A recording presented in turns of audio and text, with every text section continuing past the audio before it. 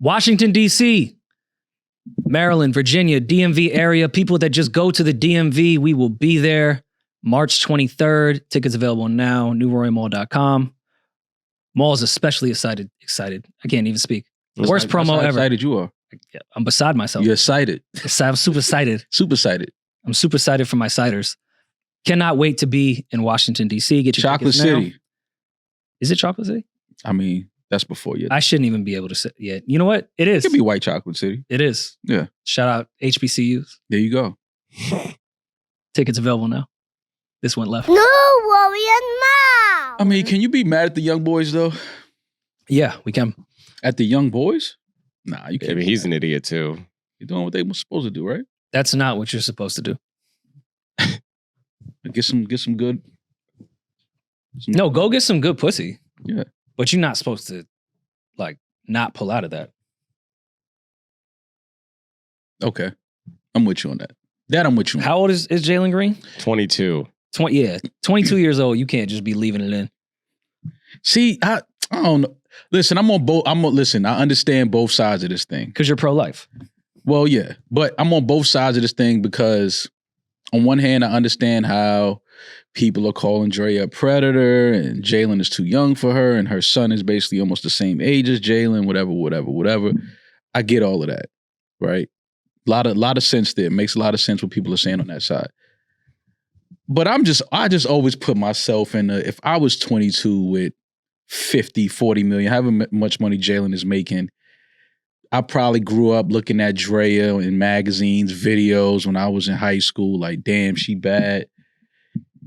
Now that I got a chance to get her and I got her and, you know, we doing what we doing, we in Tulum or something, it's going to be hard for me to back out with the sun setting and all of that. Like, and this is a girl that I had in my locker hanging up on. Okay. Like, it's just how I understand. No way you bring this point up a lot, and I appreciate that you do fight for the young guys. Because you got to understand. Zion, you backed him a bit. Like, yeah, we probably watched that girl do porn his whole life. Listen, you got to understand. That doesn't, go beat. Listen, I'm with you on that. You ain't supposed to finish. You just turned 22, by the way. Right. You're not supposed to. I wouldn't finish inside her. I'm not saying I would do that.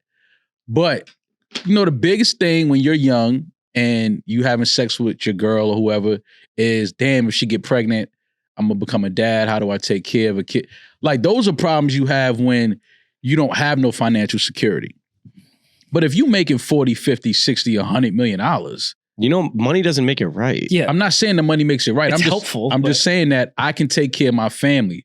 I'm in a position where I can take care of my family at 22 years old. Like, my family will be okay. Now, if you're the average 22-year-old that's just trying to figure out what you want to do in life, probably in between having a job and not working, that's when it's scary to impregnate a woman. It's like, oh my God, like I could barely take care of myself. I'm gonna take care of another life now. You know, but when you a professional athlete and you 22 and listen, how long were they dating? Couldn't have been that long. You just turned 22. I don't even think it's dating, bro. It's just how long were they fucking? And it's her choice no matter what. Her body, her choice, right? Yes. I still feel like Jalen Green is allowed to look at her after he gets that news and go, why? Why what? Why do you want to have a child with me? And I think she should have to explain that. Oh, but how do we know he did? That's a fair point. You don't know that he didn't say that? Damaris, it's not like Draya is just some broke girl trying to get a come up. Like, I think she's doing financially okay by herself. Well, the thing and is not in need of money. If Jalen Green leaves her, I think Draya is going to be okay. Well, the thing about Draya is people are going off of her track record, her dating history, her dating past, saying that she obviously has a type. She has a type of a guy that she goes after. And the issue that a lot of people are having with this one is that it's the age difference. That Jalen Green just turned 22. She already has a son that's probably 20, 21. Her son's older than Jalen Green. Okay, well, she has a son that's older. You think they're Eskimo brothers with like chicks out in LA? Oh, yeah. Probably. I'm sure they run in similar circles.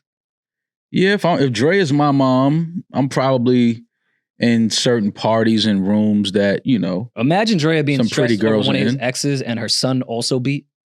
It's like Diddy shit.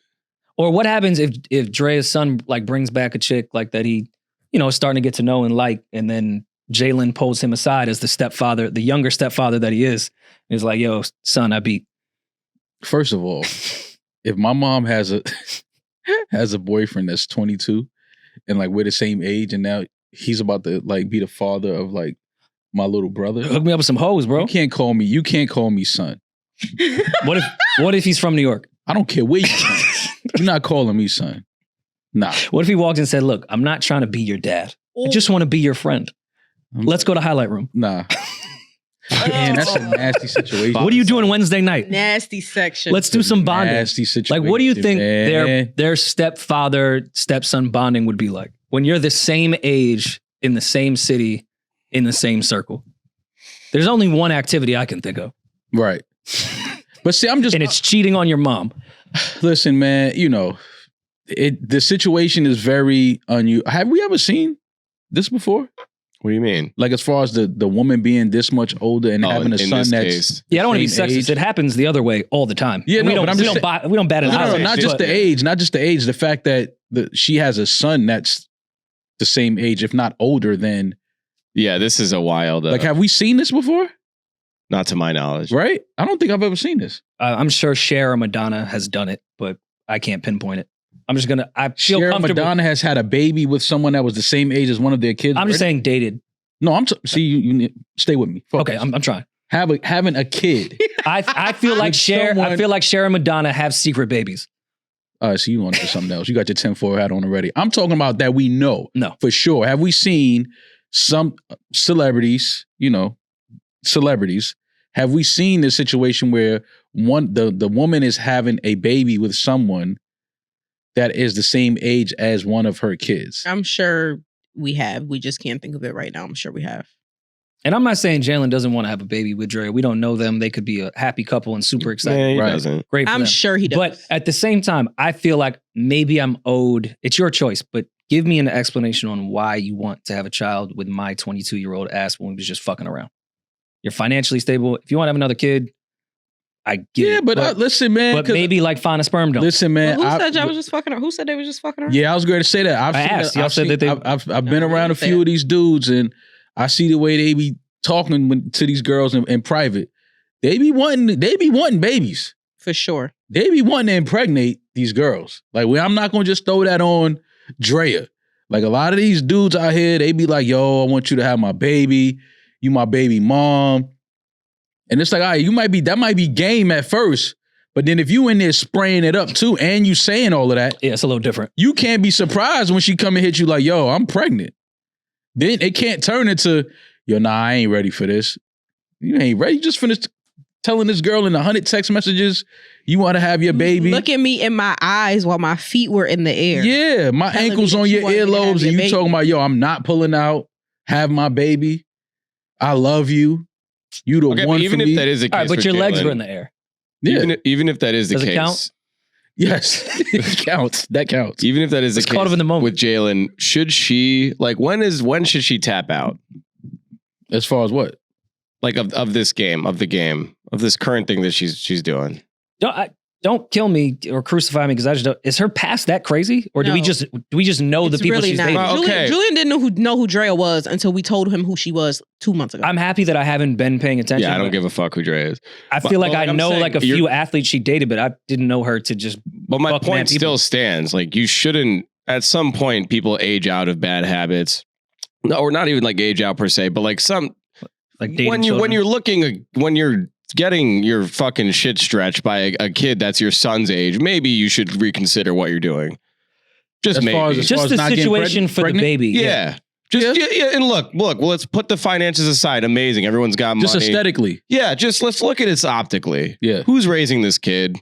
Yeah. Is this kid really going to be put in the healthiest environment? Jalen's a 22-year-old athlete, superstar. He's probably going to go about living his life. Mm-hmm. Sure, the kid will be financially secure, but we know money doesn't bring, obviously, look at the entertainment industry. All these kids are rich as shit. They're the most fucked up kids we know. So let's stop pretending like money is the save-all for bad decisions on parenting. Isn't it better that Draya's a little older now and maybe she just wants to be a stay-at-home mom and she's got her son who's of age that's a great male nanny? Like, maybe it's a stable environment. It's not a 22-year-old Draya. Telling the son that imagine her telling him to raise he's the nanny of his sibling. He's the nanny of his sibling. Yeah. Why not? It's not like a 22-year-old Draya may be more of a problem than a 40-year-old Draya. Her son's a young adult, probably living his life. He doesn't want to raise. If I'm Draya, I think it's crazy. I just did a 20-year bid. I want to go back outside. I don't want another fucking kid. She already has another son. She has 2 sons. She has 2 kids. Then I'm all right. Her other son's like 10, I want to say. Oh, all right. Let's Yeah, I space guess them she's out. staggered. 10 or 9. Yeah. Yeah. She's doing another bid. Why not just throw another one there? Yeah. Well, She says she wanted another. Listen, I'm not at 39. I'm 29 and I'm not dating a fucking 22-year-old, but I also am not privy to basketball players who are making tens of millions of dollars. If she wanted another kid, I can't exactly cheer for you having a baby with a 22-year-old, but if he's fine with it, his mother fine with it, then y'all do y'all thing. Either way, she'd have been raising the baby alone anyway because he's a fucking professional basketball player. He's never going to be home. If he was 10, 15 years older, he was never going to be home. That's not true. yeah, it depends. There's some athletes that are very great dads. Like I can't let you just. No, throw that I like didn't that. say he was going to be a shitty dad. That's not what I said. I said he's rarely going to be home. That means Dre can fly on the actual plane now, right? That should be fun. Yeah, around. It depends. Certain teams they are cool with that. Like they are cool with letting like wives and baby mothers and the kids fly. Get me on that Flight. plane. but Who else is on the Rockets right now? Yeah, I saw them. It was International Women's Day. Draya dropped that picture. Great and representation. left the comments on. I said, Nah, I think gangster. she turned him off. She turned him off because she didn't tag him. She just posted that she's having a baby. Here come Kyle Kuzma tagging a nigga. Now, why are you doing that? That's crazy. I didn't know that. But why would she That's tag him? He wasn't in the hilarious. picture. Was she gonna tag her belly? I mean, well, yeah, it's her baby. Yeah. Like the lower third, his maybe? I don't kid. know. Yeah, but she didn't tag him. Yeah, Here go but he Kyle. ain't in the picture. Here go Kyle tagging niggas. Wait, all right. I thought y'all were gassing it. She started this post with Happy International Women's Day? Yeah, She's having a girl. She's having a girl. Yeah. You don't even do the math, Rory. I really thought you guys were just like joking around. Nah, she Just she posted happened it. to post it on the same day, so let's make fun of it. No. She started her pregnancy reveal with Happy International Women's Day? You thought your rollout was fire. Yeah, listen. I mean, there are very few things that are more powerful than a woman giving birth and having a child. For a woman. That's and having a woman. Yeah. you know what I'm saying? That's like, that's every woman's, any woman that's a mother will tell you that was like the start of their new life. And no, I think it's great that even when we celebrate International Women's Day, it still involves a man. Still requires a man. Yeah, you can't mash 2 real dildos. funny how I wrote in the group chat Happy International Women's Day to me and Yomi, and the entire group chat ignored us and just. That's because we were nervous shit. for how progressive you guys pretend to be in there, and we didn't know who was a woman and who wasn't. Yeah, and I texted my mom. That was good enough. When did this start? Women's Day. It started out as Women's Day, and in women's fashion, they made a day a month like they do their birthdays. So it was Wrong. International Women's Day. I think the whole month of March, though, is International Women's Month, no? No, it's Women's History Month, which is something completely different than Happy International Women's Day. Women's History Month. Yes, kind of like Black History Month, how we celebrate the history of Black people. This is when we celebrate the history of women and the accomplishments that they've achieved. How long Which does that is great. last? A day? He said, I didn't. I laughed. I don't even know. You think? I was thinking it, but he said it. I thank you for just taking the reign. You think they turned the clock back because they ran out of accomplishments? No, it was on daylight savings though. They give them 23 hours. Oh man. Mm-hmm. Won't shut up. Let's knock an hour Listen, off that. man. So is this another arrogant American thing where we decide what International Women's Day is, or did the UN get together? How do we decide that today was the day for the world? Well, it looks like the origins of the day, which was just National Women's Day, was held on February 28th, 1909 in New York. Okay. That was Really? It looks like that's the dawn I of don't this. remember hearing about Women's Day until probably like maybe 10 years ago. Oh, Well, they wonder couldn't. Why. They couldn't vote at that time. No, it really wasn't it. Yeah. I was going to say, I think the popularity came like obviously in more recent years. Mm. Well, it took them that long to get together and work with each other. That's why we just found out. I don't know about it. I don't know if it probably exists as well. Is there a Men's Day? You know, we should look into that. We should start one. That was very. I know about Black History Month. What about White History Month of you? Was it? Or is it just I'm I think asking? we celebrate men's accomplishments pretty often. No, but is it like a day that's called International Men's Day?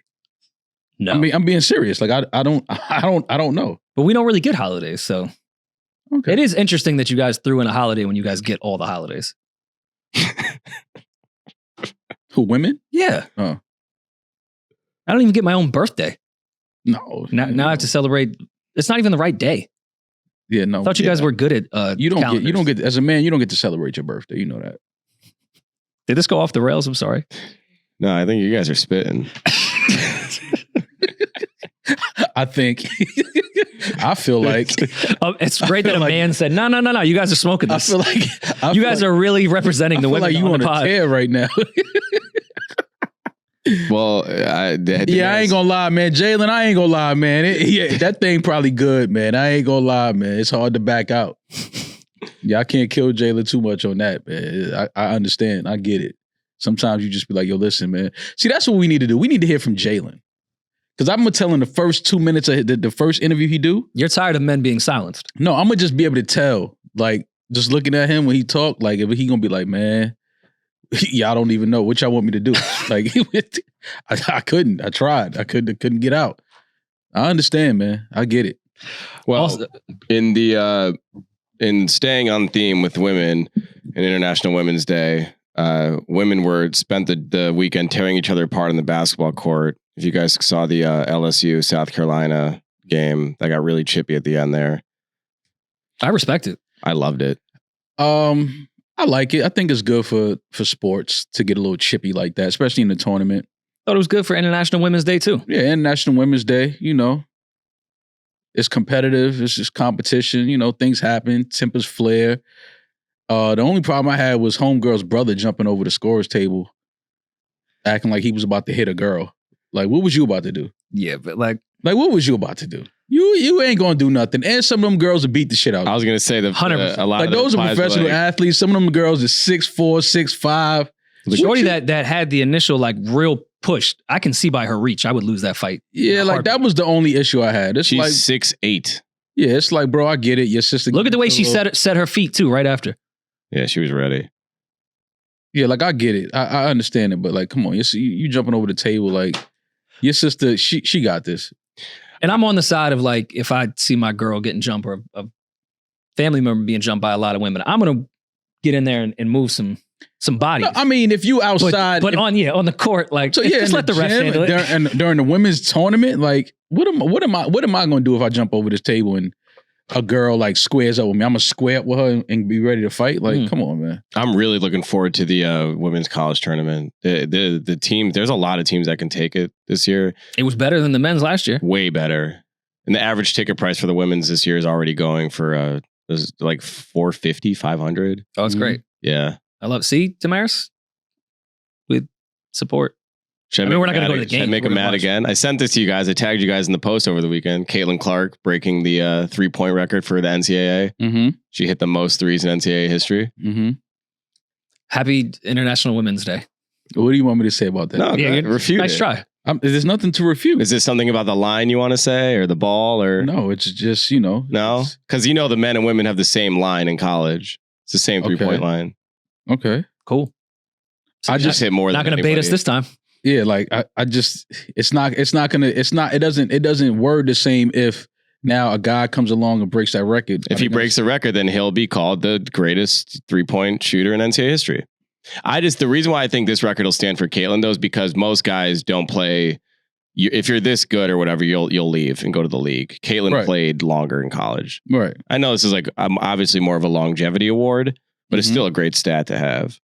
No, I mean, Caitlyn Clark what she's done for women's college basketball, women's basketball, period, I think is dope. Like, she's brought a spotlight on it.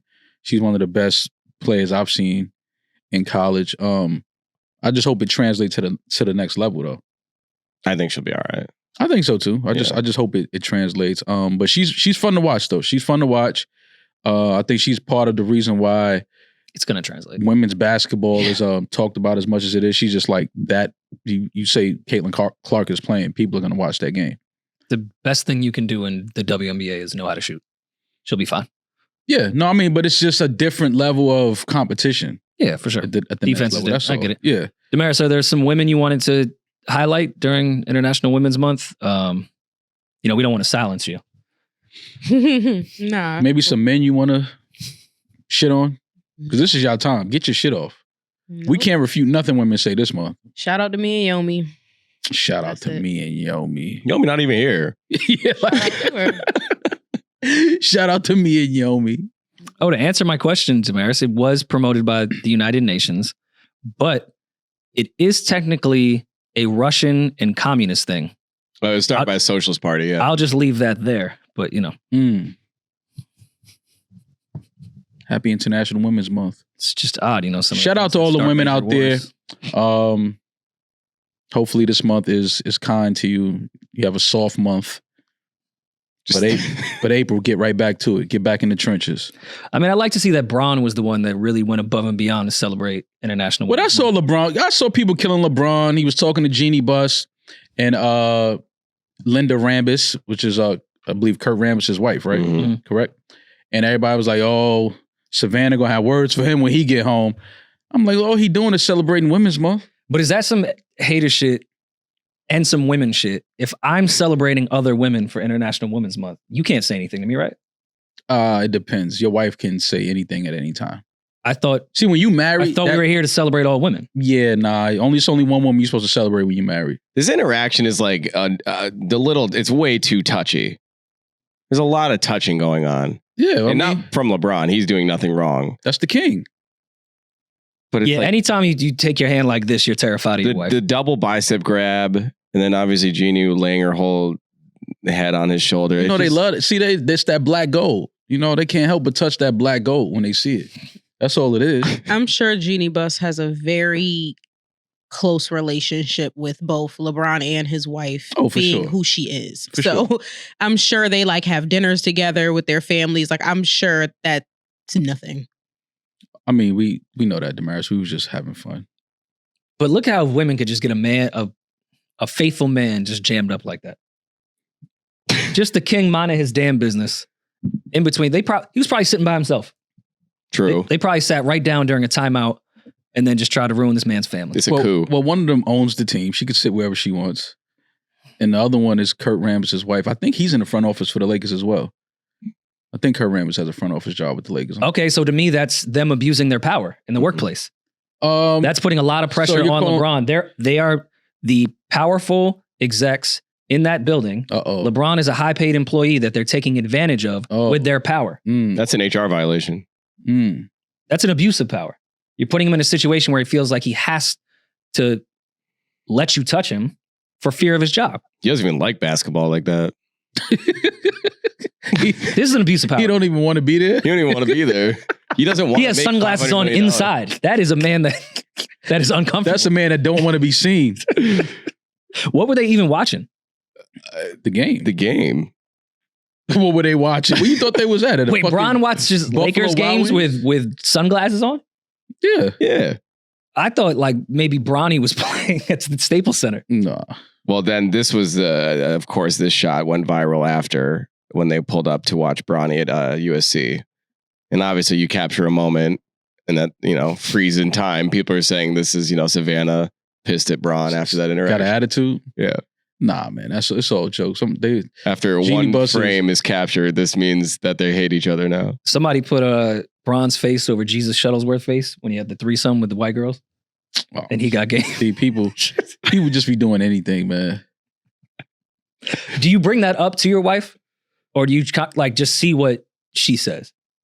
Nah, obviously they was about to link up. That ain't shit. That video, he opened his phone in the car and was like, oh, fuck, all right. Nah. It was innocent. Do you say anything like, haha, did you see the timeline going crazy? Nah, you can't. If you do that at a person like LeBron's statue, you'll be doing that every I was going to say, that is a good question, because at this point in his career, how much of this stuff do they actually address as a couple, do you think? They laugh at a lot of this shit. This like went LeBron, like viral. LeBron, that's one thing, that's one reason why LeBron is, who he is. He's been able to stay out of the way of fucking scandal and a lot of that bullshit. And he's been under a microscope since he was in fucking high school. So to be able to avoid that, your entire career, your entire life, that speaks to the type of person that, LeBron is. Because he hasn't had any major scandal attached to his name, definitely not with other women and shit like that. I'm talking about that broke major news, not local cities that's been chatting about LeBron's nightlife antics and shit. Like, I'm not talking about that. I'm talking about shit that was like on the front page of the newspaper. He hasn't had none of that. Go back to that photo, Julian. I'm surprised since he was trending, Fox News didn't get a hold of this photo with his son with a purse. You know, they hang out with the Wades. See, that could cause some controversy when LeBron is trending. First of all, that's You think that's his son? Oh, I don't know. See, Edit this out. That looks like a son. Look at Rory. Edit it out. Look at Nah, Rory. we ain't editing it out. Leave that right there. That's his Don't edit daughter. shit out. Both of his sons are in Okay. high school. That's Zuri. Back to Fox News. Why are we masculizing women? See, look. He thought he said, Rory thought he got something off right there. No, I didn't. That's a girl. Oh, great. I don't know their family tree. You know LeBron's daughter's name is crazy to me. It's LeBron James. I know What are you Bronny talking Jr., and that's only because he plays basketball. I don't know the second one's name. about? No, that's his daughter. That's his Oh, great that daughter. they have a daughter. Yeah. Love the fit. Wearing Bronny's jersey. Yeah. That Bucket is hat. funny. It was great. Purse. That looks like an efficient purse. Rory Can thought hold he a lot got- of toys. He got some Fox shit off just now. Oh, what an idiot. Oh, man. I got called Red Hat Rory this weekend. So Red hat? Why? Why? I was talking to some listeners, and we were talking about immigration in New York City currently, and that can be a trigger word for some people. And I was like, why the fuck they clearing out these schools for this? I was like, oh yeah, that I could tell by the tone of my voice that sounded pretty Republican. And I got called Red Hat Rory. Where'd you do this? In Discord? This is Twitter Spaces Twitter space? last night. You did an interview, and Danny from the Stop. Shout out to Danny from the Stop. you said something. I was like, somebody said it to me. I said, what the fuck is Rory talking about? What? It was something along the line. I think you got mixed up in your words because you said that we had reached out to be on $1 million worth of game Okay. and didn't get a response. I never text a nigga and didn't get a response about me. First of all, I never text nobody asking to be on their show. I just Okay. want to clear that part up. Gotcha. But I did text Wallow when we were in Philly for the Roots picnic, just because we were in Philly. So it was more so like, yo, what's up? I'm in town. Got you. And he never responded. I just wanted to clear That's that up. what I have mixed up never. Did Wallow hit you? No. Okay. One of my peoples that sent it to me like, yo, like, I didn't know you had reached out to be on the show. I was like, first of all, so to be clear, I Gotcha, never okay. ever text anybody to be on their show and they didn't respond to me. That I did has mix it up 'cause never happened. At the time, like when we were about to do like the press run shit with the Sirius deal, they were on the list. And I don't know why I thought you had reached out to them. And yeah, I guess I confused the film. Oh yeah, nah. Oh, okay. Yeah. Well, Yeah, I just wanted to clear that up because that just came across crazy. Like niggas be leaving me on red and I be trying to do interviews and they be like, nah. I didn't. If it came across that way, I apologize. It definitely came across that way. Like You've never been left on red before by somebody? asking them to be on their show. Okay. It's never happened. Like, I've been left on red. first of before, all, I've but not- never hit nobody to be on their show. Okay. I've never done that. I have. I've never. Oh, you should. What's I wrong with reaching out to people to be like, yo, Hell. you trying to come on? We got some shit going on. Nah. I'm not reaching out to nobody. These niggas is my peers, first of all. Yeah, Yeah, but like, wait, that's that- what friends do. Peers? Peers And friends whatever. are different. But I'm saying, like, if you're in this space, where you have a show or a platform, you go on each other's thing. It's like a thing. You can go on, but usually you're invited on. I'm not picking up my phone saying, yo, what's up, man? Want to come on your show and do? I'm not doing that. For what? If we're doing a press run and have already had conversations in the past of like, yo, we should do something together in passing, I'll be like, yo, we got something to promote. What's your schedule looking like? I mean, great. I have no issue with that. I've never done that. I've never. I think invited you're them putting to too show. much sauce on the I'm asking you to come on the show. Since they are our peers and we have had conversations with everyone I named in that Danny from the Stop interview already about working together, I have no issue being like, yo, this makes sense to do the interview now. What's your schedule like? I have no issue with that. No. Any interview I've ever done on the show is because I was invited. All right. I'm not reaching out to nobody to sit on their show and do an interview. What about people Well, why reaching do you out to take us? that so negatively? Because I'm not interested enough in doing an interview with nobody to reach out to them to do an interview. Well, let's not even say an interview per Yeah. se, just going on someone's podcast. That's more what I'm saying, not like a sit I'm down not interested in one-on-one. going Let's on get to nobody's like, podcast enough to reach out Okay. to them and tell them, yo, what's up? I want to come on your podcast. Nah, it's a couple shows that cats have reached out to me and I'm probably going to do them just because I like their angle of what they're doing with their shows. But I'm not hitting nobody to be like, yo, what's up? Like, Do you listen to podcasts? no. I figured. Mm-mm. Then you probably see that it's not really interview per se. Yeah. Like I think $1 Million Worth of Game interviews Young Thug. But with us, that would just be a pod episode. Yeah. Same way when we did But I still wouldn't reach out Adam to like and AD. them Like to do that was a pod. They didn't really interview us per se. It was a combo. You But and I have but very even that- similar pride. It's just channeled different. No, but even that, they reached out to us though. Yeah. No, which is fine. Anytime I saw 80 in highlight room, it was always Adam love. It texted was me always that, like, too. yo. But I never hit them to do their show. Like, just because I'm just not.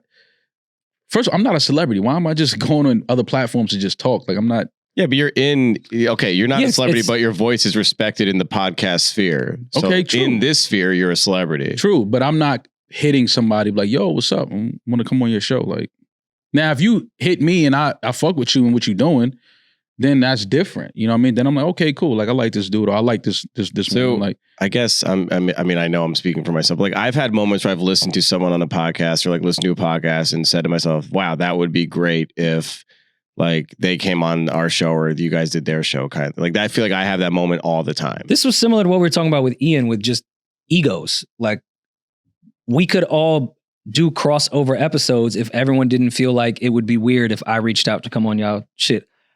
My pride is very sensitive. In this regard, that doesn't bother my pride at all. If I see somebody not that I feel is a peer as well, then it's definitely not gonna But harm my that's- pride. but for We're me, a it's peer, not a- let's do something together. Like why but the for fuck me, not? it's not a pride thing though. I'm just not reaching out to somebody to be on their show. Like, it's nothing to do with pride. I'm just like, Yeah, but if you like the person and respect what their platform and their show, wouldn't you want to be like, oh, I want to be a part of that? Like I want to contribute to something. I like this person. I like what they're doing. I want to be a part of that show. I operate more of like, if it's supposed to happen, it's gonna happen. Like me and this person are gonna connect somewhere because it's happened. Like the people that I have sat on their platforms, I didn't reach out to them. We actually met, Yeah. had like real conversation, got a vibe of each other, and then it just organically happened. Like, yo, come on the show, like let's kick it. Okay, cool. But like reaching out to somebody via DM that you never met, like I'm just not doing that because I don't. First of all, you could have a great show, but if I don't know you, if we never really met, I don't even know what I'm walking into with you. I don't even know the type of person you are. Oh, I mean, that's a bit of a stretch. I see what you're saying there, but like a Gilly and Wallow, we have, I wouldn't say a friendship, but an associationship with them. We're all cool. I don't think that's weird to ask in that regard. Bootleg Kev and I are not best friends, but I think we're peers and I can just text him and be like, yo, can I come on your show? I have shit that I want to promote and we can have a convo. It's an even exchange. He can ask me questions that I haven't done in interviews and I can promote some She shit. was promoting an album. So I say that to say, You can in promote the other podcast. portions, yeah, we can promote Everybody, the podcast. that's why people do cross pollination in podcasts is to grow your audience off each other's audiences, especially because the episode is probably going to get a lot of views, get more eyes than you usually have, and everybody's trying to grow because growth leads to more money. So that's why people do the cross pollination, And not just if they just want to go hang with other podcasters. Yeah, but if you want that, then you got to hit me. I'm not reaching out to nobody for that. Does that work in other I'm not aspects doing that. of your life as well? Like if you're managing somebody, would you reach out for your artist? Do you feel more comfortable doing that? Is it just a you thing? Oh, for my artist, yeah, that's different. For somebody, I'm like, for me, like me having a podcast, I'm not reaching out to somebody that has a podcast that I never met before just because they have a platform. But take away the never met. Yeah. Do No, the- I'm do the talking like scenario Nori, Wallow. Gilly, like everyone that I named in Yeah. the Danny and Stop interview. That's where I have in my mind. It's the world. If you're in which saying people we're that in. you have no, I'm not going to cold DM someone and hope they check their requests. Okay. But I have no issue, even though Nori has invited us plenty of times, I would have no issue texting Nori like, yo, I think it makes sense timing wise for what we have going on. Can we come on Drink Champs? Because to me, timing is everything with what you're trying to get out of the interview outside of good conversation. Mm-hmm. It makes sense for us now. Let's go do it. I don't mind hitting them. I don't think it's a weird thing. Okay. That's just where we differ. But I'm not doing it. Fuck that. I'm not reaching out to nobody I don't fuck with. You On a reach personal out to level, But it's women not in their people comments that you every don't day. fuck with. No, I don't. We're taking out. What if you just sent money bags to Wallow? That would be the reach out. That's something else. That's sick. I thought it was universal, man. Everything. Cars. Yeah, cars. Yeah. Cars, wallow, and women. No, I think you keep saying I'm not doing that to someone I don't fuck with, but we're saying it's someone that you know, or at least have somewhat of a working relationship with. You still. Oh, that's different because we probably already had that conversation personally. Like, yo, we gotta. But then when that timing's right for you, would you be like, hey, like, got this coming out? Cool if I find availability to come on your show in a week or two. But that's different because we already have that relationship. See, I thought Rory was more so just that conversation leaning towards why don't we do other platforms or podcasts in general, even if we don't have a relationship or know the person. And I'm just like, that's just weird. Like to go sit down with somebody and this is our first time, like. Yeah, I think that's a different level of comfort. Like I'm cool with the cold message. Like I don't know you personally, but we're obviously doing similar work. There's some synergy here. But I guess to your point, like, yeah, it's obviously easier if it's like someone you have a history with or know. Yeah, that's all I'm saying. I just like to have some type of rapport or some type of relationship with a person before it turns into like business. You know what I'm saying? Like, it's just like, what type of person is this person? Who is this person? Okay. Because then you end up sitting down with somebody having an interview and then 2 months later you find out this person's a piece of shit and now you plastered all over their platform. It's like, but you didn't even know this person, but because you wanted to just go sit on the platform and do an episode, you jumped out there, but it's like, yeah, this person's a fucking cocksucker. This is a piece of shit. Now you now you on their platform. You see what I'm saying? Like, that's what I be trying to stay away from. It's like, all right, but who is this person? Like, who is this woman? Like, so I don't know who this guy is. Me mistaking the story, which I apologize with the Gillian Wallow thing, mixing up those time frames. Would you reach out to Gillian Wallow today for us to do an episode with them on their platform? It depends. What would be the factors? What are we talking about? What are we discussing? I think even more to what you were saying prior, it makes sense. And we're not doing a press run. We don't have anything really specific. So just kick it? To kick it and have a great episode.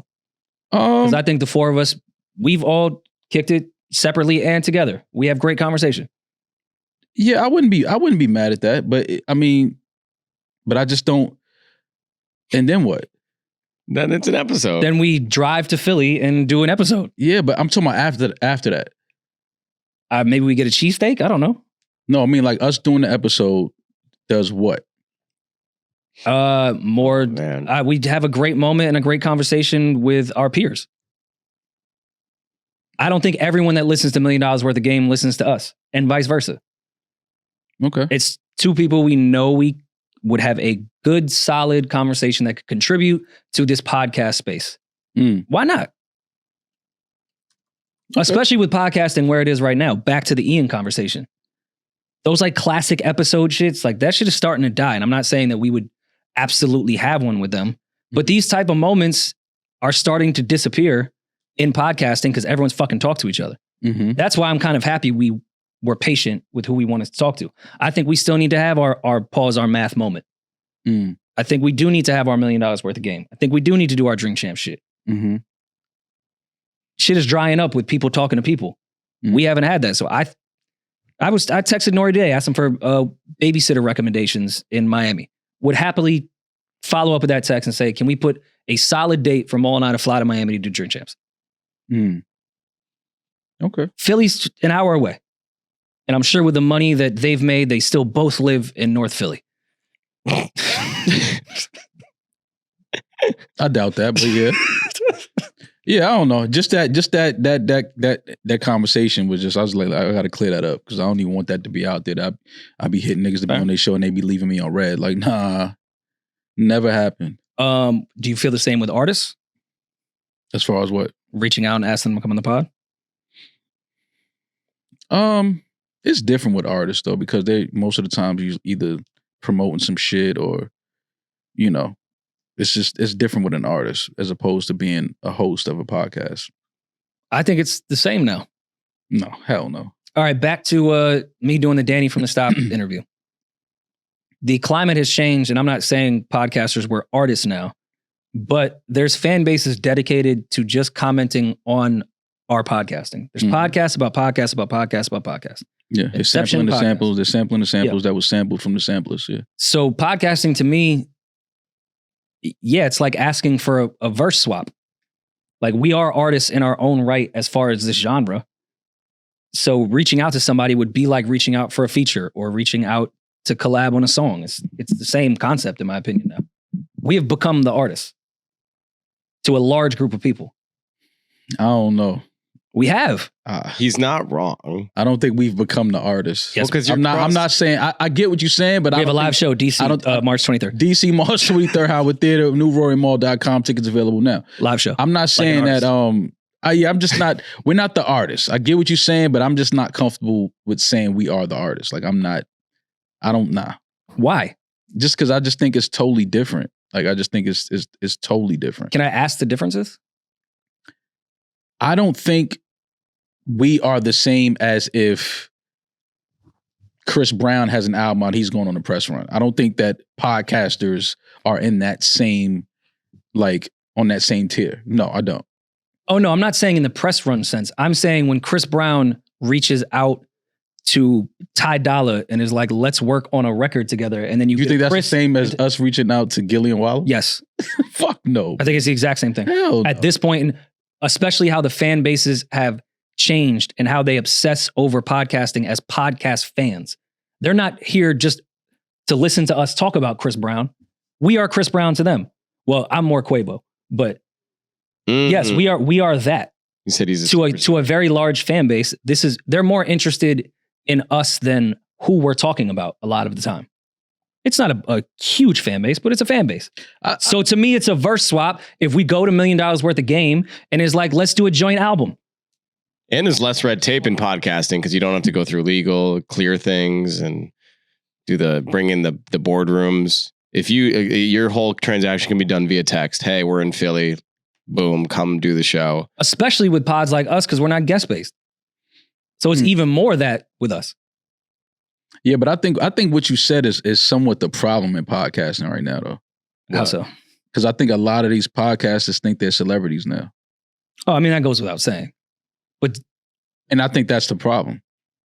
It can be a problem because fame and attention is the worst drug on earth. But they do have some right to feel that as far as attention and finances. They can go dollar for dollar with a lot of celebrities.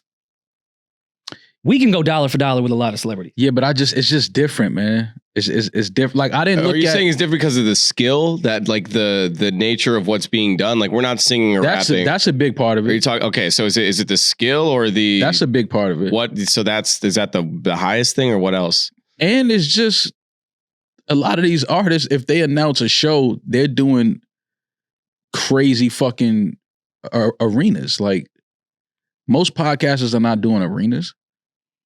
But a lot of times, podcasters, like the top tier podcasters, most of the time are discussing artists that they are more famous than in this current climate. Some. Yeah, not all. Mm-hmm. But I'm saying peers of the group I'm talking about that we would quote unquote collab with. Yeah, there's been plenty of times that they are bigger than the artists they're discussing at this point. And I know how podcasting started was the opposite. It was a bunch of smart people talking about a genre they loved and then they got popular.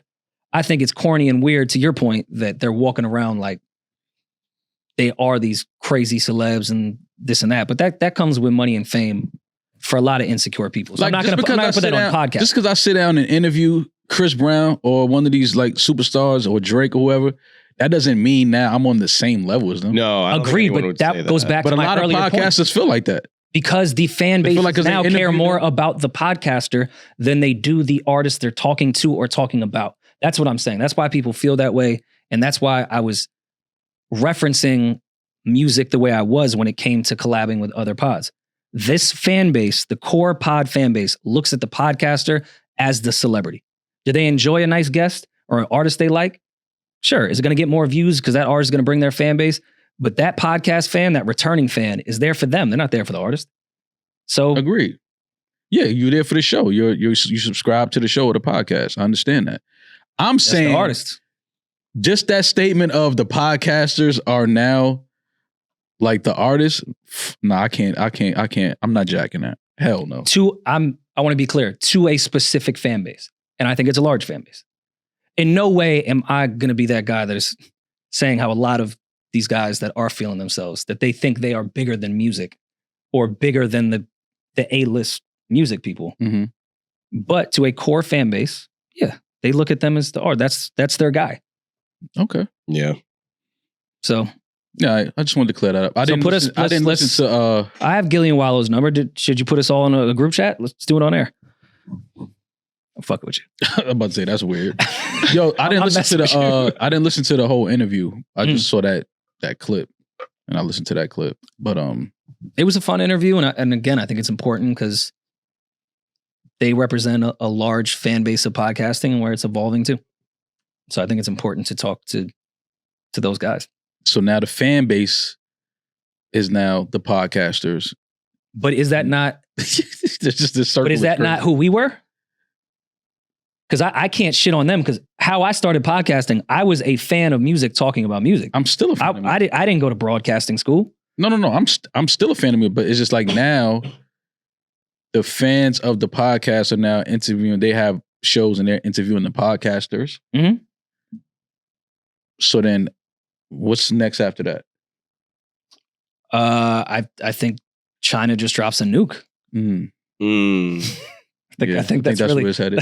That's about it, right? That's the only thing that's next after Oppenheimer 2. Yeah. I think we put on our Apple goggles and then just a nuke comes. Shaun King has reverted to Islam. How true is this? No, this is it. It's true. This is Rory's. This is your topic right here. Rory sent me this. I started laughing so hard. No, it's a lot. Why is Shaun King converting? I'm not mad at anyone that wants to convert. Some of my best friends are of this religion. I respect it wholeheartedly. Mm-hmm. I respect their teachings. Mm-hmm. Follow some of their teachings. Yep. Oldest religion. Mm-hmm. I think probably the religion that makes the most sense. I'm sorry if that's offensive to anyone. Mm-hmm. But why is Shaun King now, after failing on his ceasefire that he promised 2 months ago, now converting? And what was he before? And how long has he been doing his lessons? I don't have those answers for you, my brother, but I just thought it was funny reading that Shaun King reverted. Does that not like listen, if he's really been for like the last year converted, excuse me, fully committed to doing this, I'm not actually here to make my typical Shaun King jokes, but is he aware that this looks very opportunistic and on brand for some of the bullshit that he's done? It comes across, the timing is interesting, but he said that at the start of Ramadan. He said he converted to being a Muslim after recognizing the Palestinian people's, I guess, their plight or their hardships and what they're going through right now. I believe that's what he said, right? Julian at the top. Here's a quote here. My heart is with my dearest friends in Gaza, and I'm proud that we were able to provide meals tonight to thousands and thousands of families from the north to the south in Gaza. So he's just saying he's been more involved. It has touched me in the most profound way to see people right now in the most dangerous, traumatic place on the planet still be able to sometimes look at nothing but rubble and the remains of their family and still see meaning and purpose in life. So he spoke about nothing specific to the religion at all. Well, he said together we and then made an Shahada. Announcement before Ramadan. I'm not going to get into the reasons that's nuts, but go ahead. Well, he said together we took Shahada and converted to Islam to start off Ramadan. It was a beautiful, powerful, meaningful day for us that we will never forget. Him and his wife converted in Dallas, Texas. The heart of Ramadan. Okay. During Ramadan. No, I'm happy for him. No notes. He smoked it. This is one of the, all right. What's next? You gotta be happy for Shaun. No. See, this is why it's not fair. This is why it's not fair. Because I respect that religion so much. Yeah, this became bulletproof because I do not want to clown at all. I feel you. That religion because I have too much respect for it. Yeah. This looks fucking insane. I mean, yeah, I agree with you. Who announces this the day before Ramadan? Yeah, I mean, And then instead of talking about the religion, talks about the plight of the Palestinians as if that is what defines that religion. yeah, I understand. Yeah. I know. Listen, bro. I know. Because you know what he tried to make it bulletproof. It's still bullshit. Right. But it's hard to go at it like that when somebody is talking about, you know, they've actively been trying to help the people in Palestine. They obviously have had a close eye on everything going on over there. I'm not saying that he hasn't been vocal. That is the religion Mhm. of most people there. Yes. Correct? Right. So he's saying that he found some attachment to it because of seeing how the people that literally had nothing and lost everything, lost family members, lost their homes, lost their city, everything, and they still had this faith and this belief because of their religion. So he found power in that. So this is why he decided to convert to Islam. You know what I think? To play the cynical side of this, like Rory. Now that he's converted, I think it'll be a lot easier for him to raise more money. People will trust him more because now he has the religion. He picked a side, is what you're saying. Yeah, now people will freely give him more money because he became the deacon in the hood. And now he can collect and drive a Benz. Exactly. It's his because he's aligned with the original religion now. His intentions must be pure. Fuck this guy. I just feel like if you're gonna do this announcement, like you have to give more, especially before Ramadan. Like it's just out of the amount of religious wars that have happened since Shaun King has been alive. Like, why this one? I feel you. Listen, I understand what you're saying. Why something that now is the most profitable thing to be a part of? That's why you answered your question. It was rhetorical. Yeah. Is it the most profitable? What makes it the most attaching yourself with talking points to this conflict right now in the media is extremely profitable. On top of that, it's the most profitable from an American standpoint, as is the amount of money we're sending over there. Everything to do with this conflict is attached to money, power, and corruption. It would be the best thing if you are corrupt and looking for money to attach yourself to. Okay, I see what you're saying now. Yeah. Got it. All right. Now, sorry, this is not me defending Andrew Tate. I swear, even though he's the last man on earth, the rest of us are pussy. I'm not saying Tate, and I'm, again, not trying to religion shame him. If he is converted, more respect to him. But he was in jail, and you get more benefits. You get certain things if you convert. So when he converted I understood. I don't think he converted in jail, though. I don't think that. We gotta look that up, Julian. I think Tate, I don't think he converted to Islam in jail, though. I don't think it might have happened before, right before his arrest. So, well, it was, it was pretty well timed. So shortly before his arrest in December 2022, he claimed. Before that, he was an Orthodox Christian and an atheist. Yeah. How are you both Orthodox Christian and atheist? Yeah, Tate all over the place, ain't he? He just out there trying shit. That's how you bipolar religion. Like what religion? Sometimes when bad shit happens, it's like, yo, fuck this. Yeah. There's no way God is real. If he is real, he's an asshole. Yeah. So I feel Tate. Sometimes you got to feel like that to convert to a certain religion. I get it. Perfect segue right into Orthodox Christianity. The West family. Are you going to cop Northwest? Sometimes I feel like Kanye is one of those Christians and atheists at the same time. Yeah, he's a Christian, then sometimes he's God. And then other times he's rapping about fucking bitches. But then Jesus is King will come out in July. Then we'll go back to just fucking random thoughts. But are you guys going to cop the Elementary School Dropout by Northwest? Album announced at the Vultures 2 listening session. Not for me. Not for me either. And I'm glad. I mean, it would be weird if we thought that was for us. I don't think these kids have their Little Bow Wow Beware of the Dog album. I think North could deliver that. She could be their Chris Cross. I'm sorry, we're age difference here. They're Chris Cross. You might have just did something. Hold on. Her dad is one of the greatest producers ever. Worked for Jermaine Dupri. One of the greatest creators ever. She has access to writers. Him, her dad. Think maybe she'll get a Kanye beat? The music is going to be interesting. I don't know what the context is going to be or the content of the music. Her freestyle was great. She found a pocket. You get someone to write for her. She got a James Blake feature. Yeah, he cleared the sample. Well, that's what I'm saying. She has access to that because of who her dad is. But yeah, I can't listen to this. I mean, the kids, they have their TikTok stars and all that shit, but that whole like young artist rapper thing is gone. There's no Bow Wows, there's no Romeos, there's everything that JD was doing in Atlanta. It's young rappers out here, but their content is drastically. These little, it's an 11-year-old nigga on YouTube I'm scared of. I'm for sure he got 3 bodies. And he could rap really well, and he's definitely a murderer. Yeah. I'm saying like the pop rapper, the way Romeo and Bow Wow were for me. Right.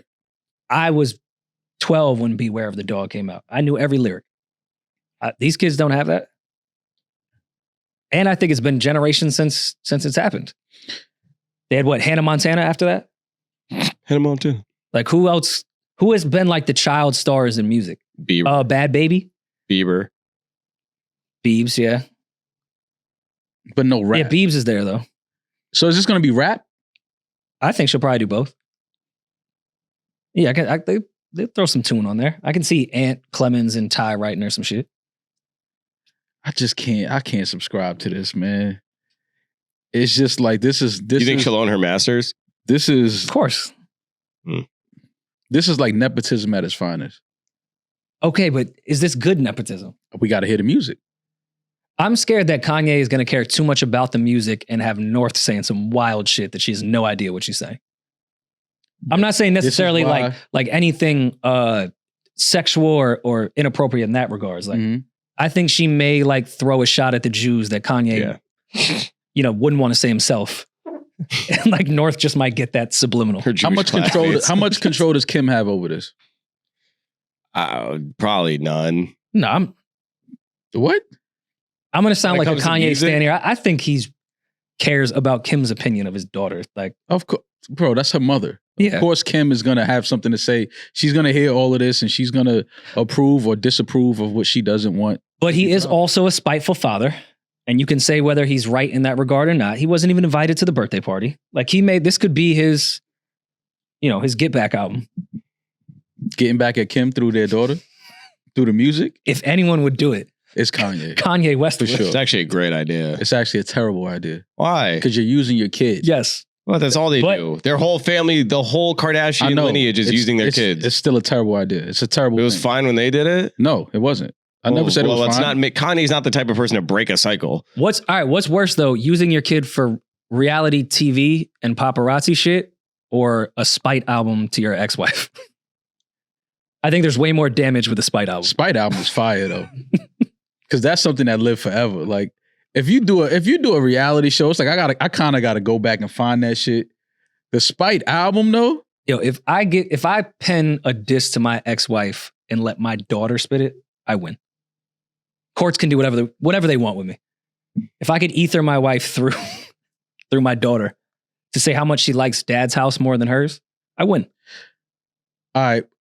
Bro, just find the time here because we might have to delete this, but I'm going to ask you a question. No. Find the time to keep it for a clip. No. Is she the kid that he had contemplating getting an abortion? Yes. Oh, this nigga's pen might be crazy. Yo, you the kid I wanted to get rid of, but I'm glad I didn't. First of all, that happens a lot. Where their kid makes an album? Oh, no. That's what you're talking about. No, I'm saying where parents have contemplated. Yeah, but everybody's parent is not fucking Kanye West. No, but I'm saying they keep the kid. That happens. Yeah, but now the kid is making an album that I'm executive producing, that I'm bringing in writers for. Like, this is a kid that I essentially thought about getting an abortion for. We might hear some of the greatest shit ever on this album. I don't get how that. What do you think is going to derive? Because they're way past. I'm sure they don't even think about that anymore. Like, yeah, we didn't want her. Like, she's 10 years old. If she flips like some Pac shit, yo, Plan B couldn't kill me. I took it and smiled. Like, she could get her shit off. You'll be at the steam room with this banging, Julian. To a 10-year-old? Yeah. Plan B didn't kill me. I took it and smiled. If North got that bar off on the intro, I took the plan B and smiled. you know when Pac said that 5 shots couldn't stop me, I took it and smiled. Yeah. A North flip? I don't know, man. It's not for me, but I'm gonna have to hear the music. I'll check it out. Yeah, Wait, but what to. North bars could get off if Ye was the one that admitted he wanted the abortion? And if he's EPing it? No, but I'm saying that now the daughter, the kid, can now have that conversation with the parent that thought. Oh, okay. You see what I'm saying? Like a song like that. Similar to when Kanye and T.I. had that conversation. They had that We conversation. bury that song a lot. What song is that? Pull it up. What? Right after he put on that MAGA hat, T.I. and Oh my Kanye God, that song had a is convo awful. back and forth. Yay versus the people. That is one of the worst. We songs. buried this in one day, and I want to bring it back to life. Did they talk about getting an abortion? No, but T.I. used big words to try to tell Kanye that he's selling out. Oh. It was one of those like conversation raps. But do you think Kanye does that with North on the abortion thing I think that would be, and just blames the Democrats? that could be dope. Well, I don't know about blaming Democrat, but that could be dope. I mean, he did in the Bulletproof Vest when he was crying. I forgot about that. Is this okay? That's the intro. You I gotta. forgot about That's a vocal I sample. forgot about when Kanye was running for president. He went up there with a bulletproof vest on and started crying. Oh man. Is this any worse than who's worse? Kanye in the situation making, well, not making, let's assume North wants to do it, helping North put out an album in a spite album. Is this any worse than what Kris Jenner did to Kim What did Kris Jenner do to Kim? with the tape and like make Okay, but Kim could consent at that time to put that Kim out. was Kim was North is a woman. child, so I don't know if she can consent to this raps coming out. And I don't think Kanye West is going to do a spite album with Northwest, but it's fun to speculate. She also said she wanted to be a basketball player and a rapper. So I don't think he's doing anything wrong. yeah, like every 10-year-old kid. Yeah, but not all of our That's fathers are literally Kanye any West where 10-year-old we can kid make it what happen. They want to do with their lives. This was a sick ass rally, man. Why did this happen? He did this with no microphone, right? He just yelled really loud. Yeah, I mean, this is going out there with no mic and crying.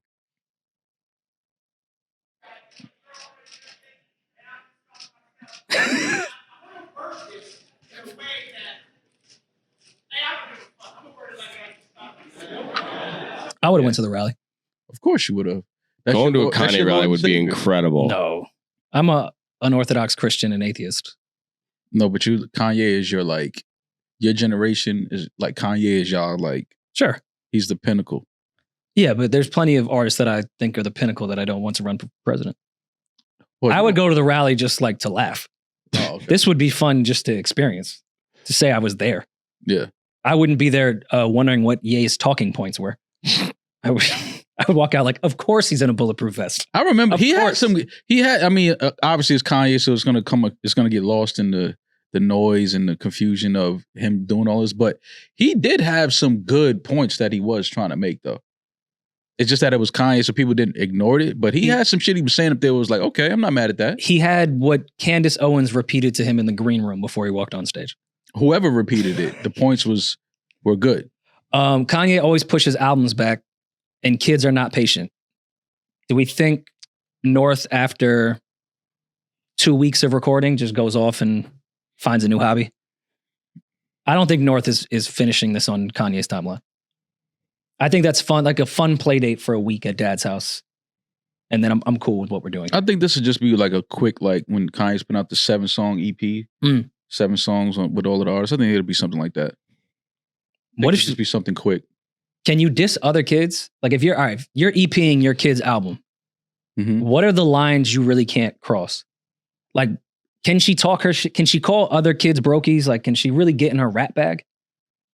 Can she go down her whole block in Calabasas and just talk shit about every celebrity's kid? I don't know if you want to do that. But it's rap. Yeah, but no, that's not. Yeah, but it's different. Your parents are wealthy. You don't want to put that out there. You driving down the block shitting on other kids. Like, no, that's not. You think she calls out What if, like- Adonis? Who? Adonis, Drake's son? No, Julian. Keep the beef. Why not? No. And then just, another thing, Willow, control your daddy. Like, What if she just really starts throwing bars out there? I think y'all Willow's like She's like a grown She's adult. like a grown woman. I think y'all have gone. Also, what if you get dissed by North and you're an adult? Do you fire back by rap laws? If North get at me, do I not have to reply? No, no. As a grown man, nah, your kid got to get in the booth. Should North That's be? true. Yeah, should North be worried? Because if as another female rapping, how long until Nikki starts cussing at her and yelling at North? Yo, I can't wait for you to like go outside and just run. Oh, yeah, into just all walked the here. people. No. I'm talking about like outside. To Kenny. Yeah, like Kenny will break parole without a hesitation. He doesn't give a fuck. He go crash out. He go crash. He lives in the crash. He lives in a totaled car. He can't wait. He's AAA. Now that The movie Crash. Yeah, he's AAA. If we want to be real about it, that nigga's AAA. He's like, wait, I could flip this car one more time? Bet. Speed up. It's like GTA. Yeah. Oh man, that's funny. Speaking of family business, I've been paying attention. What's been going on with Dame and this Rocafella shit? Man, People still care about it. I don't care if everyone's saying, yo, Dame, stop talking about it. It's a new situation. yeah. I think it warrants a new conversation. I mean, I spoke to Biggs, man, and because I didn't know what was true. You know, you see shit online. course. I'm like, is this true? I hit you. Yeah, he said yeah, and then he said other things that I won't repeat. But that's how I knew he was like this whole situation for him was kind of like it pissed him off because he said some things in that text that I never thought he would say in regards to Dame. So for those that don't know, the latest on the Rocafella breakup is Dame lost a lawsuit to that lawyer, Chris Brown, that he has been going back and forth with for 15 years now.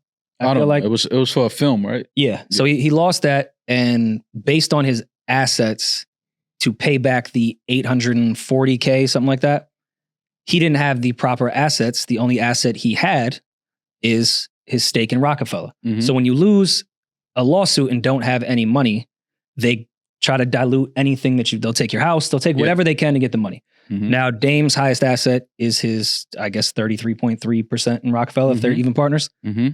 The judge said he has to sell that to get the money to pay this lawyer, Chris Brown. Mm-hmm.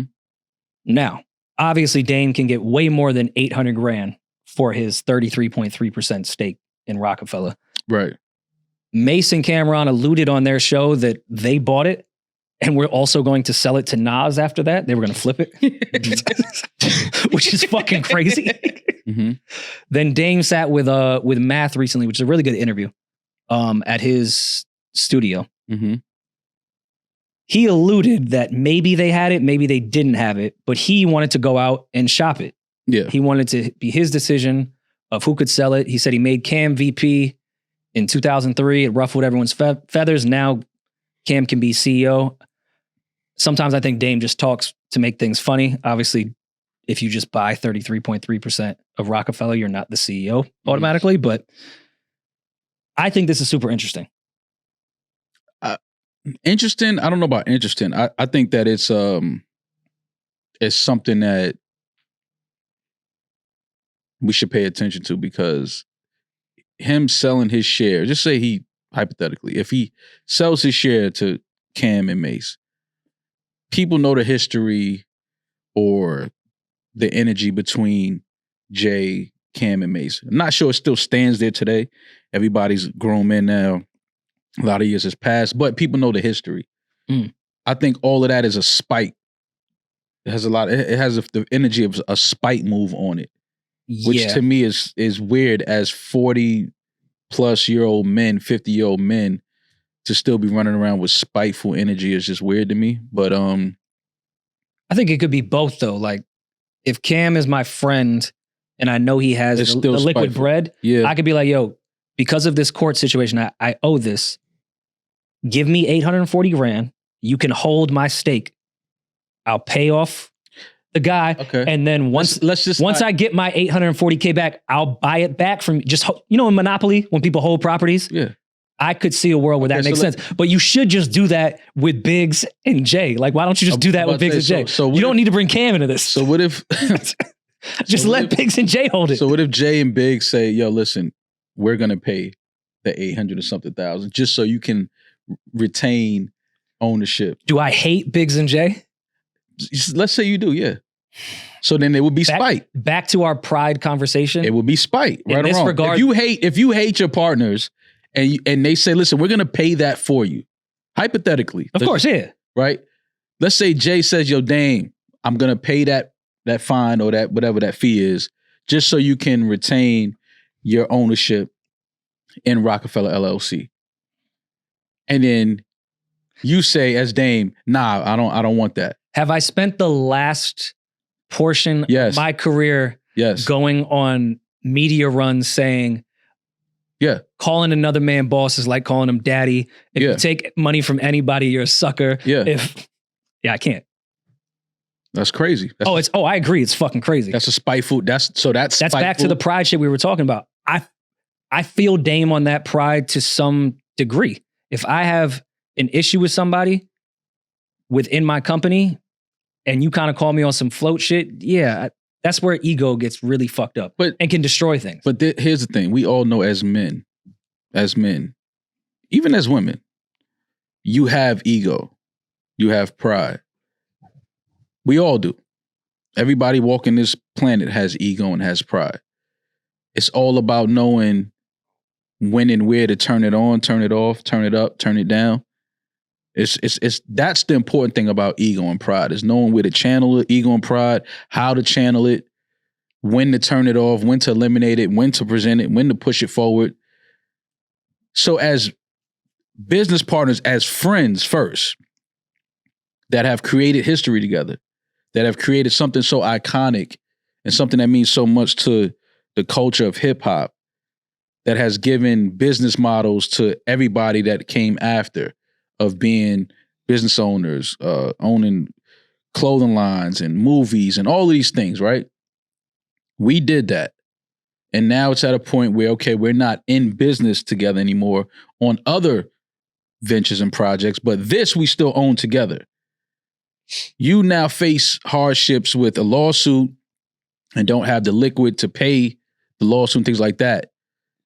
I am over here on this side doing business that I'm doing, and I have the liquid available for you.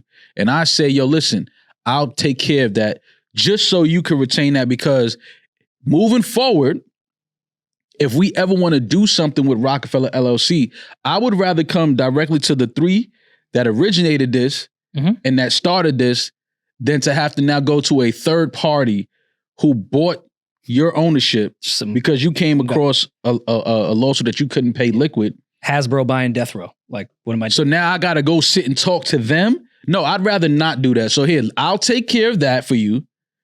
Don't worry about it. I just want you to retain that ownership, because moving forward, if we do anything together and do any business with this company, I don't want to talk to some random dude that just bought your ownership a year ago. I don't want to sit down and talk business with him. Yeah, he has no idea what to do with this specific brand. So at that point, that's when you're supposed to remove your ego and say, you know what? I appreciate that, bro. Thank you. Makes all the logical sense in the world. Before you start, Damaris, can we add in one hypothetical but possible, we can speculate, monkey wrench into that situation? I don't get along with you guys. We have not done much around reasonable doubt, period. The only thing that I'm holding stake here now is just royalties off of streams. And if we end up wanting to sell the catalog at some point, I would get a check. My first question would be like, all right, guys, if you do that, are we now going to work together and monetize what we're owning here? Because we're not doing anything with it. And we already don't get along. So it has to be something really important, like a whole series about the making. You have to really do some content around that to monetize it.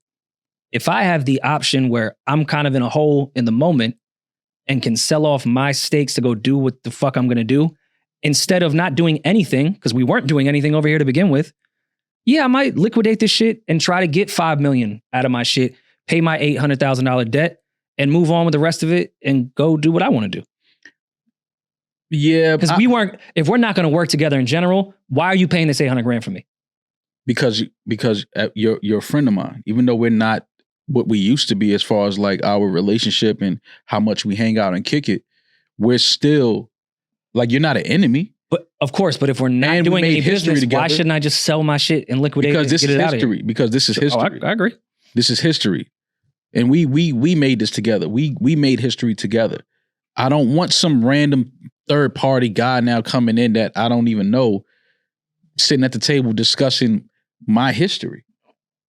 And not On only a that, selfish level, if you talking about selling it to people that at one point or another I had a little issue with. I had a little tension with. I had a brought little him out of B-side. back and forth with. I'm just saying. Yeah. At one point. Yeah, I don't know if the Mace thing was ever solved. You understand what I'm saying? Like Mace, Cam, Nas. Him and Nas are cool now. No, that they're both grown and bought under the bridge. Nas would never do that unless he was. Well, actually, I don't know. This is what I'm Since saying. he's cool with Jay, he actually might. This is what I'm saying. So now what happens if, right? You do all of that, sell to Mason Cam, right? And then Mason Cam say, you know what? We're gonna sell it to Nas because we know that's a spite move. It's all spiteful moves. Sell it to Nas. Then what if Nas is the businessman that he is? Call Jay and be like, yo, here, man, you want this 33%? Now Jay got it back anyway, and you don't have nothing. Okay. So what was the point of that? I have a strategy that could go two ways. Dame puts it up for auction. I go up there with my silent partners, which is Hove and Biggs as my backing, but nobody knows that. Mm-hmm. Dame just sees my face and sees a culture vulture about to buy his 33.3%. If I win, Jay and Biggs get it. But if Dame sees my white face, maybe he doesn't sell and goes back to Biggs and Jay. And it's like, yo, I can't let these white people buy this shit. And now they're partners again. I think I could be the factor to solve this entire thing at the auction. Yeah, I think they would kick you out of the auction as soon as they saw you. But what if I had Hove and Biggs' money as my silent partner? I come with their money. Yeah, I don't. I just give it to them. Yeah, I don't think Hove needs you to go anywhere with his money. It's the white face. It's not me. Yeah, no, I get it, but I just don't. All right, we'll send Peach. It doesn't have to be me. Just any white face. Yes, it's just any a white face. boy in there to just get Dame to be like, yo, nah, I don't want to do business. Yes, we'll send Benner or Benner and Peach together. Yeah. Before we get to voicemails, quickly, DC, March 23rd. Tickets available now, newrorymall.com. I have slides available now, differentmerch.shop. Mall's actually wearing the socks right now. Half zips are sold out, but there's still slides available. So, Paired that well, Mall. That looks nice. I mean, I'm about to go steal some more socks out of there. I got some more fits I could lay this down with. Well, just let me know so I could add with inventory. It's like if you want some more socks, it's fine. I just need to add it. So you know how much. Because sometimes things go like they disappear and then people purchase them online and it's like, yeah, I don't have that. Yeah. Because everyone ran through my boxes, and yeah, it's not there anymore. Good socks, good merch. Appreciate it. Do we have voicemails? You've got mail. We do. Class, let's lead into a relationship question. So my girl's got the emotional understanding of a rock. For example, I recently found out my mom's has stage 4 cancer, and when I let her know about it, her response was, "Damn, so we're not gonna have sex tonight?" But in retrospect, it's really fucking hilarious. Now I think about it, it's pretty fucking funny. But at the time, yeah, that's not what I needed. So now we're going through a lot. Well, my mom got to take her to her chemotherapies, and I don't talk to her about that process, and I can tell it is bugging her. Is there a way for me to ease her into that process, or have that conversation? Ease her into what? So his girl's dumb, and it sounds like she lacks the emotional empathy that he's looking for in a time of need. He's losing his mom to cancer. Mm-hmm. Stage 4 is obviously fatal. Mm-hmm. It's a matter of when, not if. So he's saying he can't have these conversations with her because she's just not built for comforting or just really anything other than pussy, it seems. Well, all right, let's not put that on her right away. Dropping that. Said it. He said my mom has stage 4 cancer. She said, "Damn, so we not gonna have sex tonight?" What situation? How did he drop that to her? Were they in bed about to have sex, and then? I'm not saying what she said was right, but she may have had a fucking crazy reaction to hearing that, and in that situation, we've all had socially awkward experiences and said the wrong thing when someone says something wild to you. You're like, oh, fuck. Yeah, but if my mom has stage 4 cancer, does my dick even work at that point? I don't know if I get horny if my mom is in the hospital fighting for her life. Also, the wrong approach. I'm just saying, like, I don't even know if I want it. So if my girl's saying we're not having sex, my dick has not been hard since I got this news that my mom is stage 4. Like, Okay, well then that kind of goes into my point. She should know that sex isn't the answer. Like we should be having a conversation, not you. I'm preparing to say goodbye to my mom. Yeah. You think I want to climb on top of you tonight and go to Pound Town? No. Okay, but how did he present? Like, were they in the living room, like sitting down, like I have some news to Why tell does you? that matter? Well, we don't know. I'm thinking about the situation. I'm trying to give his girl some bail. Like she really may care, but he may have said it in the weirdest situation ever. They were in bed. About to fuck. Why they got to be about to fuck? We could just be in bed laying down. I'm not saying she's right. I'm just trying to add the human factor of maybe he dropped it on her and she felt super awkward and they were already about to fuck. And it was like, all right, what do you want me to do with this? I don't think he was about to have sex and drop that. Yeah. Okay. By the way. Yeah, like, yo, by the way, while you're down there licking my shaft, mom's is fighting stage 4 cancer right now. It's terminal. I don't think nobody drops that in that moment. I think, like he said, he dropped it. Drop that info. So they do it in weird times. He dropped that info on her and she was like, she probably was focused. She probably was horny. And it's like, oh shit. So that means we can't have sex tonight. Like, that's a wild response. That's exactly what that Okay, means. so he wants to, it's obviously like anybody with their significant other, he wants to be comfortable enough to open up to her. What can he do, if anything, to make her, obviously it doesn't sound like someone you could do this with. I had a real response to it after we got through that first part. If talking is not her thing, you can give her a list of ways that she can be there for you during this time, whether it is helping out with his schedule, whether it's helping clean the crib or food. Like there's other ways to support someone without actual verbal communication. Mm-hmm. If you're taking care of your mom and trying to spend as much time with your mom before she passes, maybe she can just lighten the load everywhere else in your... She's trying to lighten the load out. That's exactly what she's trying to do. She can do other things to help your life that gives you the time to spend with your mom. Yeah, which is what your partner is supposed to do. Yeah. And if partner's supposed to find wherever you're lacking at, pull up, help you out, things like that, especially if your mom is fighting terminal cancer. Yeah, and I know this is new to him, so he's going to have to figure out what those things are. But once you know them, communicate that to her. Even if it is a list or a note, like, hey, these would be very helpful. She just sounds like she one of them girls that just don't, some people just ain't sharp. You ever been around a motherfucker that just dull? You like, yo, fam, like what's wrong with you? Like you didn't read the room at all. Yeah, like having a partner, like a significant other that's like that, you can start resenting that person quick. Like that person just breathing will start to piss you off. It's like, yo, you still in here just breathing in the living room? Like, chewing loud and shit. Yeah, go outside and do something. Like that's when you know it's at a point where it's like, all right, I don't want to be around this person. I don't like this person. I'll lighten the mood a bit to change the scenario. Has your girl ever just been like, regular sick? A little bit of a flu or something maybe not as contagious? Yeah. You get her settled. She seems like she's a little bit better. Mm-hmm. You ever try to make a move and fuck your sick girlfriend? Or a girl you're talking to, anything? How sick? Like flu? COVID and you don't have it yet.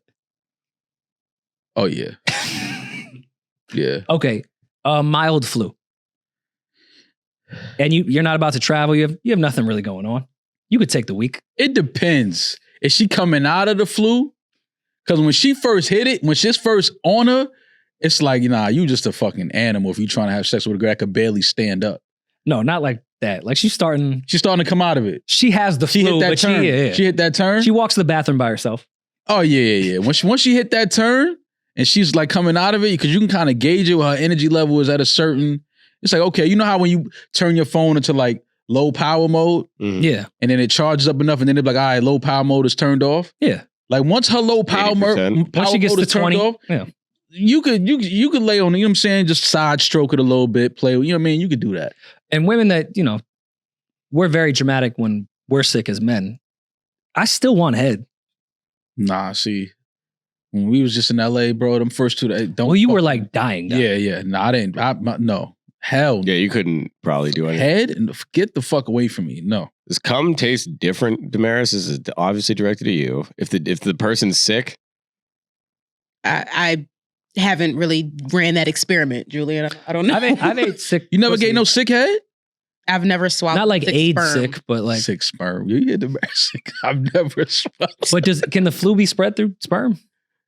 Like if I have a cold, We gotta call Fauci for is that. it in my? Yeah, No, wait, that's actually I don't want to be good. lied to again. Fauci was lying his ass off, wasn't he? Fauci was up there lying his motherfucking ass off. I don't know if y'all noticed, but all you vaxxers out there, they just classified COVID the same as flu. The CDC last week officially. So you're fucking her if she has COVID. So I just do with that. All the people that y'all cursed out during COVID because they didn't want to get vaxxed and all this shit. I've ate sick pussy before. It tasted the same. Wait, that's great news. Sex can help with a respiratory infection, as it turns out, but only for a short term. Sex triggers endorphins that may provide temporary relief from symptoms, but those symptoms will come back quickly. It's like post-nut clarity. Exactly. You feel Same good shit. during the fuck, and then once you bust, you're still, realize you're still sick. your nose is still running. Yeah. Damaris, how would you feel? And we'll do the reverse question to the guys afterwards. I already know their answer though. Your man has stage 4 cancer. Her boyfriend? Yeah. Okay. And he has an adult Make-A-Wish foundation in his sights. Draya. His dick still works. He's got 3 months to live. How crazy can he go? They've already put him home. He's not in the hospital anymore. Make him comfortable, put him in his chair, and let him die. Mhm. How many bitches can he fuck before he dies? What kind of cancer, though? You probably can't do anything. I said his dick works. It's not colon cancer. He's not that freaky. However many he wants to. Get your shit off. Fuck until you pass out and die. Gangster. You didn't want that answer. I know he didn't want that Rory's answer. dying. The fuck? No, it's not that I didn't. No, I wanted that He didn't answer. prepare for that answer. No. You He guys are knows missing. me You guys well are enough. missing He why knew I'm what my perplexed. answer was He going to didn't be. prepare. He didn't study. Damaris would let her man do that if she participates without cancer. I'm now thinking about if I had stage 4 cancer, me trying to tell my girl that. I don't know if I'd be received with the same. Good luck. No, I think. Oh, you know. Well, you know. Hell no. Thanks guys. You could have stage You 1 could die cancer. alone. Yeah. You could be first stage and she wouldn't be having that shit. But I think that any woman, if your fucking significant other is dying, and he's like, listen, man, I just want to go out and I just want to fuck like an animal for the doctors gave me 100 days to live. That's a lot of pussy. I just want to, for these next 100 days, I want to have as much sex as possible. Plant my seed. Well, nah, that's crazy. Genghis Khan type beat. Yeah, that's then crazy. then I got to share my money that you left me with them if you start planting seeds. Yeah, see, All right, no kids will happen. Your girl can participate. Is it that crazy of an I ask? don't want to have no cancer threesome. Why not? Oh, you fucking Yo, half a what's up with you, carcass. yo? But this is why. Yo, you heard the marriage say, I don't want to have no cancer threesome. Like, why not? But you know what? You can't catch it. It's shit's ass. You know How what? you know that? He gonna be out of breath. He got chemo dick. He's in The dick works and he can sit hospice. right there. You're on that's ass. Who wants to do that? You're not gonna fuck your man to his deathbed? No, I didn't say that, but I Oh. don't want the threesome. But Well, you no, would- that's but you helpful would- to you. You get an able body next to you. Yeah, like she could do You this- in the way at that point.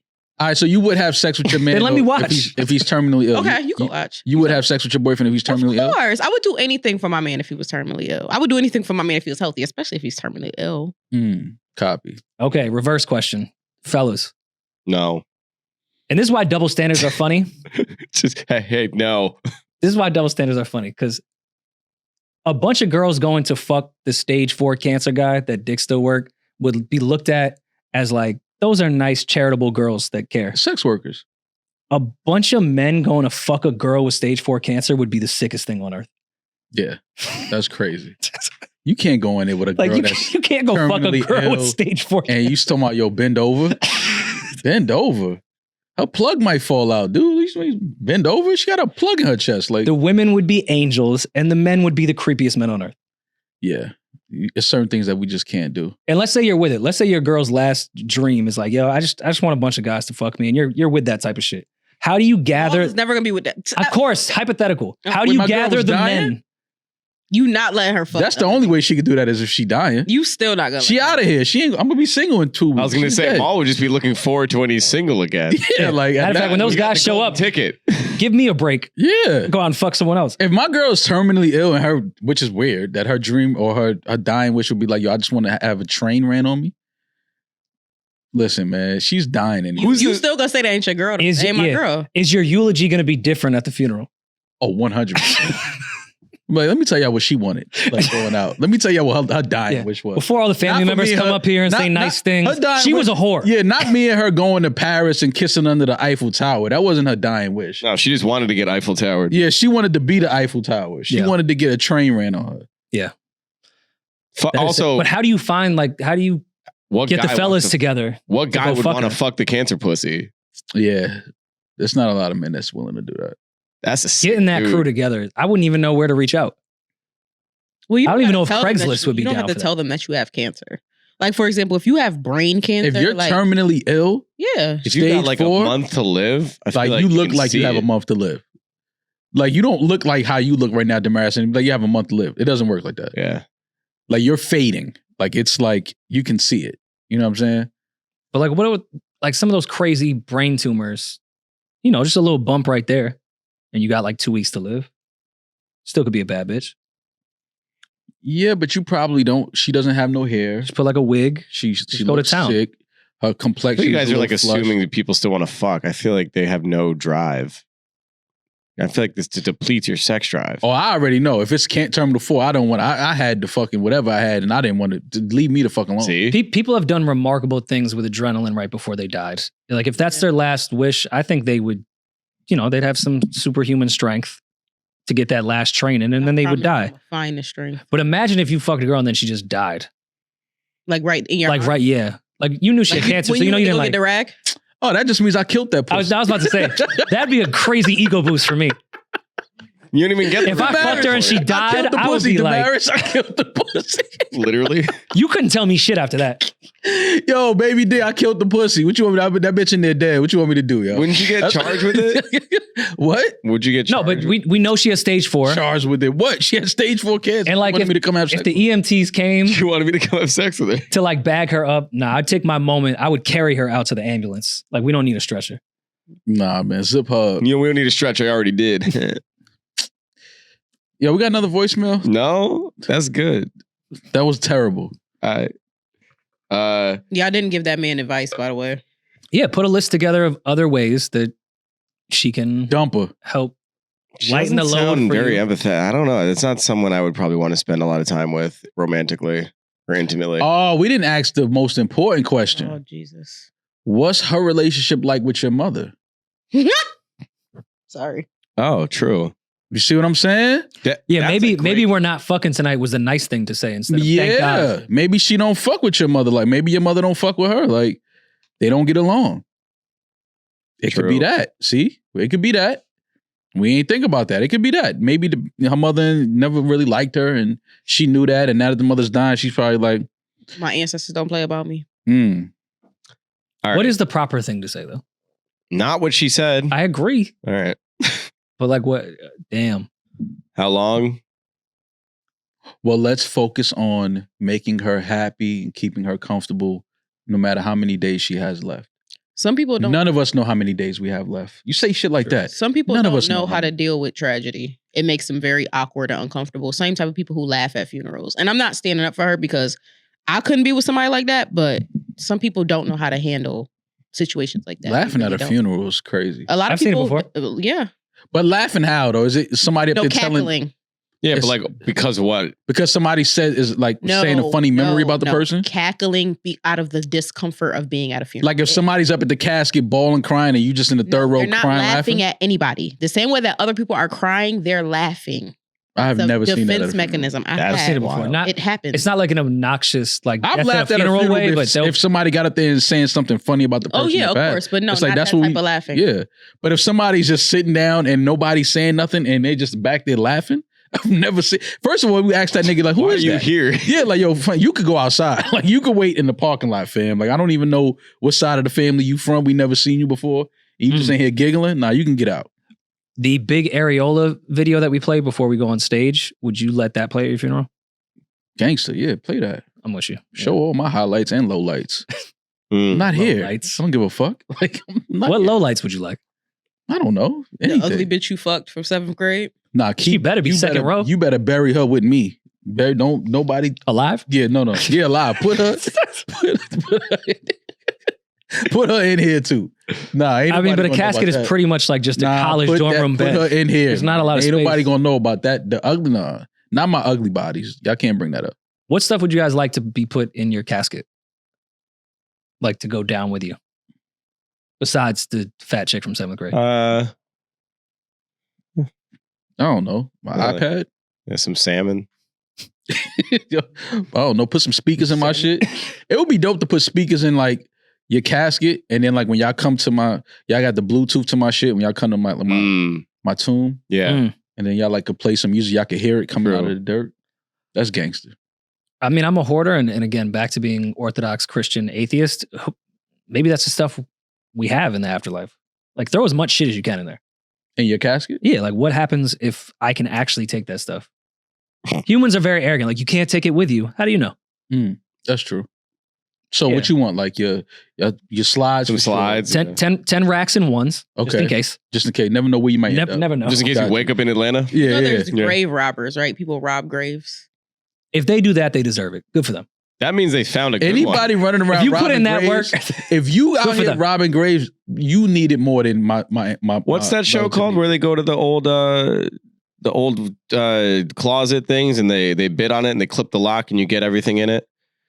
You know, like the old storage wars. Yeah, So yeah. it's like that, but except illegal, and you're just going at it. But if you come across a grave Imagine that's got imagine digging $10,000 up a grave and you think somebody got something in there and you open the casket, there's nothing in there. So Picking now mailbox locks, like nothing today. But now what? but if you go to Rory's and you got $10,000 cash, that's a Well, great grave robbers rob. go. They don't just dig up random graves. No, they know exactly have where they're going. information about like rich families that leave Yeah, shit like there. Rory coming on a podcast that's syndicated if- saying, I'm putting $10,000. if you in my dig- casket." 6 feet for, you're gonna have to do it pretty quickly too, because that money is gonna disintegrate. Yeah, good for you. Do it, and you want to do it early anyway because the Just- soil's soft. Just tuck me back in. Like, just be polite about it. Yeah, put me back. And if the 10K isn't there, then I just discovered something for you. You can take it with you. Sorry, Andrew Tate. I solved it. sorry, Shaun King. I have the keys to the world. Put a router in mine just in case. There's Wi-Fi down there. You never know. Like a Definitely really strong bury me router. with my phone. Bury me with my phone and leave my Oh, phone on. Just my in case I'm MacBook still too. alive. Yo, do you want? Can you bury me with my iCloud? Is that possible? Do you want your phone? Give it up, bro. She gonna see it. You want you would want to be buried with your phone, or would you like? Oh yeah. You don't want anybody to have access to your text messages? Nah. Nah, you could. My little sister could keep my phone. I told her she can keep. She's my designated phone keeper when I die. Her And she could go through it. Yeah, my little sister. Hell yeah. I saw a meme. Somebody had a Apple Watch preset, and it said if their heart rate falls below, it was like 1 or 2 beats per minute to automatically delete everything on there to just wipe the factory reset their whole. How you I put love that it. up? Yeah, and I was like, that is genius. That's fire. That's the safety. All just boom. If I'm dying, clean the house. Delete all. But like, of what this if there's a function in the watch, and like you're just chilling? shit. Like these things fuck up. You sitting there watching the game and they shit Like, get deleted. trying to get a text You're like, oh 1 or 2 beats per shit! minute. I ain't All my dead. photos. What the fuck? Yeah, that's crazy when you think about it. Your phone factory reset and you just sitting here chilling. Yeah. Nah, that's crazy. That happened to me one time though. My phone I've shut lost a off lot. and then cut back on and everything was gone. How much money would someone have to give you, Maul, to let your girl go through your iCloud? How much money would somebody have to give me? Yeah. Man, you got to give me at least. Because you're banking on the relationship's over. So how much is it Oh, the worth? relationship is fucking cooked. We know it's I'm not worried about that. You got to give me at least $5 million to go through my phone. At least. I would lie to Cash, to too. get the $5 million because boy, she went through it more than once. There's nothing she hasn't seen in there. Oh, you talking about your girl? Yeah. That's not. Now I would lie about like, yo, just give me $5 million. She can go through it. That's not. And then we'd laugh off into the sunset. But all right, tell me, how did you feel when your girl went through your phone that first 30 seconds when like she made it? How does that she happen? Went through Did your you phone. just do it or you told her to? She just did it. Who tells their girl to go through their phone, Julian? I don't know. What nigga on this planet has ever told his shorty, yo, pass me my phone over there, but on the way back over here, go through it? The only man that's done that is the man with the confidence that just deleted everything and is gonna look even more guilty. Go through it. Why do you only have 4 text messages in the last 15 years? Yo, that's what I do. Oh, I don't really talk to niggas. Yo, I'm not like you. I don't text anyone. Yeah, I don't really be talking anymore. Like that. Deleting your text threads is the stupidest thing. You delete the individual messages. You edit the messages to look the way you want them to look. You never delete the whole thread. I don't have that type of patience. Yeah, I don't. That's a lot. I'm not. Well, you're supposed to do it as you go along, allegedly. Okay. Allegedly. Yeah, okay. Yeah. So as you send that text, like, yo, I want you to come over and blow my back out. As soon as you send it, delete it. Okay, wait. So Rory, so the first time just happens. There wasn't anything specific in my mind that I was like, oh fuck. It was more the paranoia of not remembering. Like, is there something that I forgot about that or don't know about? And then on top of that, it's not like I have my iCloud goes back to like 2011. Like, if you get a girl with a vendetta, yeah, that's different. She'll start looking at shit in 2010 and call you out on it. And it's like, which is stupid, but then also at the point of like, why do you have that? It's like, do you think I scrolled back to 2010 to find that video? Like, I don't know. Anything before I started dating you don't count. Like, if my girl go through my phone, anything that is before we started dating, you can't get mad at none of that. I don't think you're going through phones, but let's say in a hypothetical world that you do, and you stumble upon something before y'all dated, it's still going to affect you. Yeah, what if you saw? Yeah, it depends on what it is. Back blown out the month before you guys started dating. It depends on what it is, though. Like, if I see that she is texting a guy that I had asked about, and she told me that they never fucked around, then that's different. Because then that's like, okay, I asked you if you and homie ever fucked around. You said y'all didn't. You clearly lying. That's different. But if it's just shit from ex-boyfriends and guys she flirted with online, and I don't care about that shit. But you're cool with that still being in her phone? Yeah. As long as there's nothing like recent. But like, to the thought she may go back to those videos to watch them. Of like, damn, he really blew my back out in 2014. Whether she can go back to the video or not, the nigga blew her back out. Yeah, it happens. What I'm gonna do, man? It's a good, mature response. Like, I can't do nothing about that, man. It is what it is. Memories don't live like people do. They always remember you.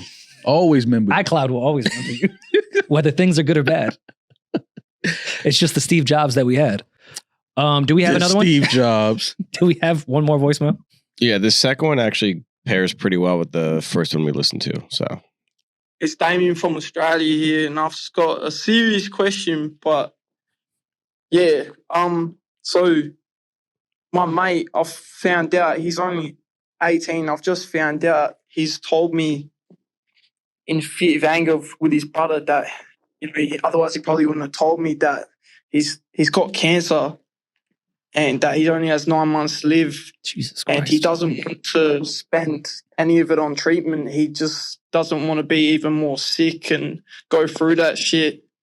But the most fucked up part is, and they're all brothers, and my best mate is his older brother. And, you know, he doesn't want to tell him. But I feel that because he's 18, I'm not sure. I feel, and it's my best mate. How can I not tell my best mate that his brother's dying? But yeah. Anyways, thanks for that. Well, prayers to your friend and to you and to his family. Mm-hmm. That's tough to deal with 18 years old. I could never imagine. It's not your place to tell, unfortunately. Maybe I'm in the minority here, but if somebody's request is they don't. So his best friend's little brother Yes. is dying. And he knows that his best friend's little brother has cancer and has not told his older brother, but his older brother is his best friend. So he's sitting here with his best friend. That's weird. Like, damn it. Well, some people... Like, I wouldn't tell my best friend I have terminal cancer before telling my brother. It may be easier to tell someone that's not as close than to the closest people to you. Yeah, but why? I mean, you know, great. Hopefully, you know, I'll never be in that position to have to tell anybody that. But I just feel like your brother, your sister, like, I feel like they should know that their sibling only has, because I always look at it like, okay, for some reason, I don't know how they would find out, but say they found out, passes away, they found out that I knew this whole time that this person was terminally ill. I could see a world where they grow resentment towards me for knowing that and not telling them that their fucking brother was terminally ill and didn't want them to know, but told me. I knew. I could see where the siblings like cut me off and the family doesn't talk to me anymore behind that. I would also, and I'm here. I'm still here, like in this life, having to move on, live on. You're not here anymore. So now we're not friends anymore. Me and the family are not cool anymore. To me, that's a little selfish, though. I would respect that he respected my little brother's wishes of what he wanted towards the end of his life. I'm not 18 with terminal cancer. That's selfish as fuck. They're like, why didn't you tell me so I could make it a part of me? Like, if he didn't want that. Not a part of you, but your fucking siblings should know that they only have but so much more time with their fucking brother. I think that's selfish of me to hold that in and be like, yo, he ain't want me to tell y'all, but like, that's y'all brother. But how is it selfish to you? How does that serve you? Selfish would be it serves you. How does that serve you? How does what serve me? How does you keeping that secret serve you? How would it make it that? I'm trying to figure out why you would think that it would be selfish. How is that? I think it's selfish if I don't tell your siblings that they only have 60 days left with their brother or sister. Yes, but what makes it selfish? Because selfish means that it's self-serving. Like, because I'm doing what's best for me. You had this. I knew that the clock was on with the time that you had with your sibling. I knew that. Mm-hmm. So if you tell me, if Rory tells me, yeah, I only have so-and-so and he has a brother, and his brother's like, yo, I'm gonna go to Europe for 3 months for this job. I ain't really want to take it, but I'm gonna go to Europe. I'm gonna come back after 3 months. And I know Rory only has 60 days left. Well, you're adding in different factors. Yeah. I think at that point, maybe I'm adding the little in brother, anything. the little brother may be happens. like, all right, before you do that, I got 3 months. But if I know maybe my family's not going to react the best way to it and it would destroy them, and I'd like to live the last few weeks of my life in peace, yeah, I'd rather them find out when I die. I just think it's weird to tell me and not tell your siblings. Like, why are you telling me? Well, because, okay, so what you guys are missing is that the reason why he's not telling his siblings is because he doesn't want treatment. For example, Maul, if you went and told your twin right now that you had cancer and that you didn't want to fight it, you didn't want to go to the hospital, how do you think she will react to you not wanting to fight cancer? There would become an argument with your mom, with everybody like, oh no, you're going to fight this. You're not going to give up. True. That now becomes the story. It's not, yo, this is what I want to do. They're not going to let you live in peace with that. All right, so you know who else ain't gonna live in peace? Me, once it comes to find out that I knew that you were terminally ill and I didn't tell your brothers and your sisters, and now for the rest of our lives, they're looking at me like, damn, you knew, we could have got him treatment. That all of that falls on me now. Yeah, but they're not really mad. They're not really mad at you. What they're not really mad at me because it's not like I gave you, but it's what just they're like, really mad at is the fact that their brother is gone, and whether that anger is directed he's gone. to You knew. We may have probably could have gotten some treatment. May have been able to fight this. May have been. Yeah, I've been there before. Not on the side of I knew the person, but I've been in situations where the deceased told somebody that they was sick or whatever. The family didn't. I've been in that situation, and I've seen how it turned on the person that knew. I've seen it. Yes, but what I'm saying is the person that knows is in a very precarious situation, because I would never want to be in that situation. You see what I'm saying? Because don't tell me. That's what I'm saying. If Yeah, you ain't telling your siblings, don't tell me. Please don't confide that in me either, because like I don't want to be, because it's gonna be hard for me to sit here and look at your sisters or your brothers and know that y'all don't even know how much time y'all have, like 2 months left with your brother. It's hard for me to sit that's crazy. But this is the thing. Even if, so I can understand wanting to tell them if they had a fucked up relationship. Like, for example, me and my sisters are extremely, extremely, extremely close. So the only thing that would change if they knew I had cancer compared to if they didn't know that I had cancer would be them spending spending everything, making shit weird and like making shit emotional. And I would want to chill with them and not have to watch them cry, have to watch them grieve. Like, they'll be spending all the next 2 weeks or the next 2 months grieving instead of actually spending time with me, instead of fucking laughing about stupid shit. Like, you see what I'm saying? I wouldn't get to spend the rest of my life the way that I would want to spend the rest of my life. I would become the sick person. Yeah, now I'm and the shit wouldn't victim be the that everyone's same. like tiptoeing around. Yeah, and it's just no, like, I don't want that. my last weeks to be that way. Yeah, I want you to treat me how you usually treat me. I want you to fucking be fucking mean to me and kick me out your bedroom. Like, that's what I want. Like, and even if you tell your family that and they try, it still is never going to be the same. Like, I just think you got to tell your family, man. And That's family, dog. What he called? It's too late for that now. So what he's calling for is advice. How do I handle this as him? You know what I'm saying? Like, how do I handle this? Bro, I'm gonna be honest, man.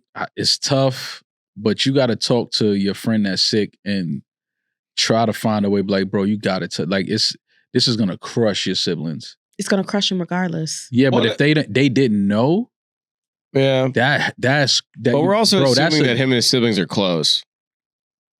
If he's talking to his older brother's best friend, I'm sure they have. Yeah, they have somewhat of a relationship.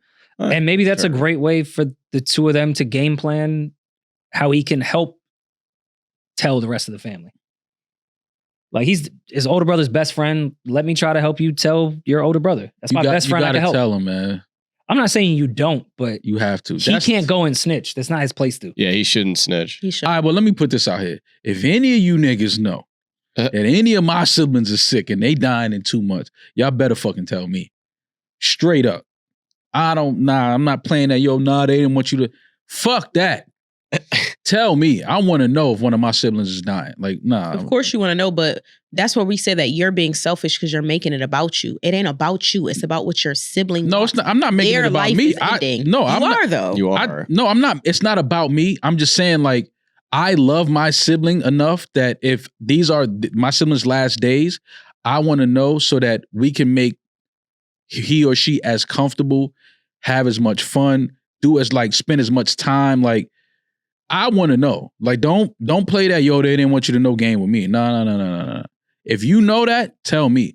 I'm not going to be mad at my sibling for not wanting to tell me. But if you're my friend and you know that, yo, tell me. Because, like I said, I want to be able to make sure that me and my siblings spend as much, however little time they have left, spend as much of it together as we possibly can. It's not about me. It's not making it about me. That's my brother or my sister. Like, they're dying. I want to make sure that I'm there. Like, I'm present. I'm spend as much time with them as possible. Yeah, but if they wanted you to be there, they would make that happen. If they wanted you to be there, they would make that happen. I can't force that. Nah, me and my friends, we squaring up. If you knew that and you didn't tell me, we got to catch a fade. I'd be like, Rory, let's step outside for a minute. That's fine. We got to fight. Still love you. We still gonna be cool after, but we got to square up. There's no way you let my sibling die and you knew and didn't tell me. That doesn't even sound. Does that even sound right? That don't even sound right. Yo, I knew your sibling was dying, but yo, they didn't want me to tell you, so I ain't tell you. Still not your place. But doesn't something sound off with that though? No, I just think he's scared to tell his family and hurt his family, so went to the closest person. Even if I knew you and your sister was beefing to me, I'm talking about heavy beefing. Yeah, I don't fuck with each other. Well, the beefing is when I think that you should tell. See? That's when I think that you should tell. But I mean, when it's all love, you shouldn't tell me. I'm not saying I would feel weird if I was told that because I wouldn't even know how to approach the person that didn't want me to know that they had cancer. Yeah. Because then it's like, what? I'm going to go to my little brother like, yo, why the fuck you ain't tell me you had cancer? And like, when you, and like, that's even weirder like, now. If you don't even say it, and then when you're hanging with them, the only thing you're thinking about is that. Well, so you have siblings. Rory doesn't. If you were to have a sibling, it's not even like, yo, why the fuck you ain't tell me you had cancer? It's like an immediate break. That's an immediate breakdown. There is no, while we're just chill. You will not be able to pretend that you don't know that information. Unless you're like extremely emotionally like balanced, you will not be able to pretend that you don't know that information. Your whole world will change once you know that information, which is the point of the person not wanting them to know. So, I had a relative die. I had a relative pass away and she was sick. She had a disease and I still don't understand why she didn't want me to know that though. Because some people just don't want people to see them in that. But me? Like me and her was like this. Again, you're making this about you. Yeah. No, but I'm saying, why wouldn't you? Like, I just don't understand. In my mind, it's like, so everybody else knew except me? Oh, I didn't know that she told everybody else except. Yeah. Maybe it's because you guys were so close. She didn't Yeah. want to hinder what you had. I wouldn't know how to That tell doesn't people make closest sense to to me me. that I have cancer. I wouldn't know how to. I don't know what it's like to get that news and realize that life is going to move on without you. If you really love someone and care for them, maybe you don't want to fuck up the rest of their few months. Like, it'll just be cut. I'll die, and then they can move on with their life. Either way, I'm gonna be fucked up. Yeah, but it's different when Like, you have once to you drag go, out it's like, 3 I'ma months be of visiting fucked me in the up. Like, hospital. Like, Yeah, but that's not. That's time that I'm gonna remember those memories like forever. Like I'm gonna hold on to those last days. But not giving me an opportunity to have those last days with you, to me, that's worse. it's their last days, not yours. No, those last days with you, I'm saying. Yeah, it's still theirs though. Yeah, but it's their time. Yeah, but it's our time to, like, we spend time together though in those last days. Like, that's what you're supposed to be there for family if they're on their deathbed. Like, Okay, maybe she ain't want you there. I mean, I didn't. That came out rough. and but- we was as close as we were. That doesn't make sense to me. That does not make sense to me. I'm sorry. Well, everybody has their own reasons for things, Maul. You also expecting people who are dying to be making logical sense. No, that's you. Or are they making the most logical sense? Yeah. And we're the ones not No. making logical But they're probably sense. no, they're probably coming from a place of emotion. I'm assuming that's a very emotional time. God, thank God I've never been in that position, but I'm assuming it's a very emotional time. You're not thinking straight. Also, you have 1,018 people in your life. I don't even know what friend I would call first if I had cancer. I wouldn't even know how to, like, it's too much. That's a lot on your plate. And to try to have to comfort everybody and make sure that everybody is okay with you leaving and everybody wants to spend time with you. Nah, I would probably just like shut down and just be like, I really don't want to see nobody. I don't want to like. Yeah, where's Loyan at so I can get my affairs in order? And Yeah. from there I'll figure it out. Right. Because I know my mom's My nagging ass will be like, all right, well, you need to sign this. You need to do this. Oh, my when you God. die, someone's going to have to. But you talking about nagging, that's important. No, of course it is. That's why I'd rather just deal with that with Loyan and let my family chill. Have that in order before they even know. Yeah. I can tell, I don't have siblings, but I can tell the story because it does have a good ending. My line brother, who was the president of my line, he was one of those that like always wanted us to always be together and do like dinner outings and shit. And, you know, sometimes that person can get annoying. Like, guys, when we all going to get together and do dinner and like hang out? Yeah. And he was extra annoying in our group chat for like a week. And, you know, like shady, but good friendship. Sometimes you hit somebody inside like, yo, why are you always trying to get us together, man? Like, I got shit to do. Why are you being so gay lately? Yes, exactly. I didn't want to put it Because that I'm way. dying. So he's like, yo, can you guys all come to the house? Like, I want to do like a whole line dinner. Like, we don't hang out enough. And we were like, all right, man. So we all went together in one car. And this was the time when I smoked. Hotboxed the car and was like, yo, why is Phil always doing this shit, man? Like, always down on necks and not fucking hanging out. Some of us got shit to do.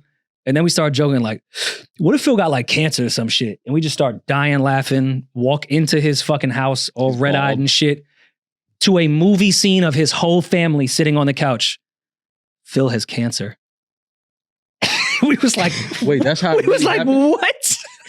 See, I would be laughing if I'm high and I walk into that. We made eye I'm contact laughing. with each other like, Oh, but now y'all making fun of the girl that asked, yo, No. we can't have sex tonight. It's different. Phil is alive. He beat cancer. That's why I can tell this story. go Phil. Phil smoked Shout out cancer, to beat Phil. the shit out of it.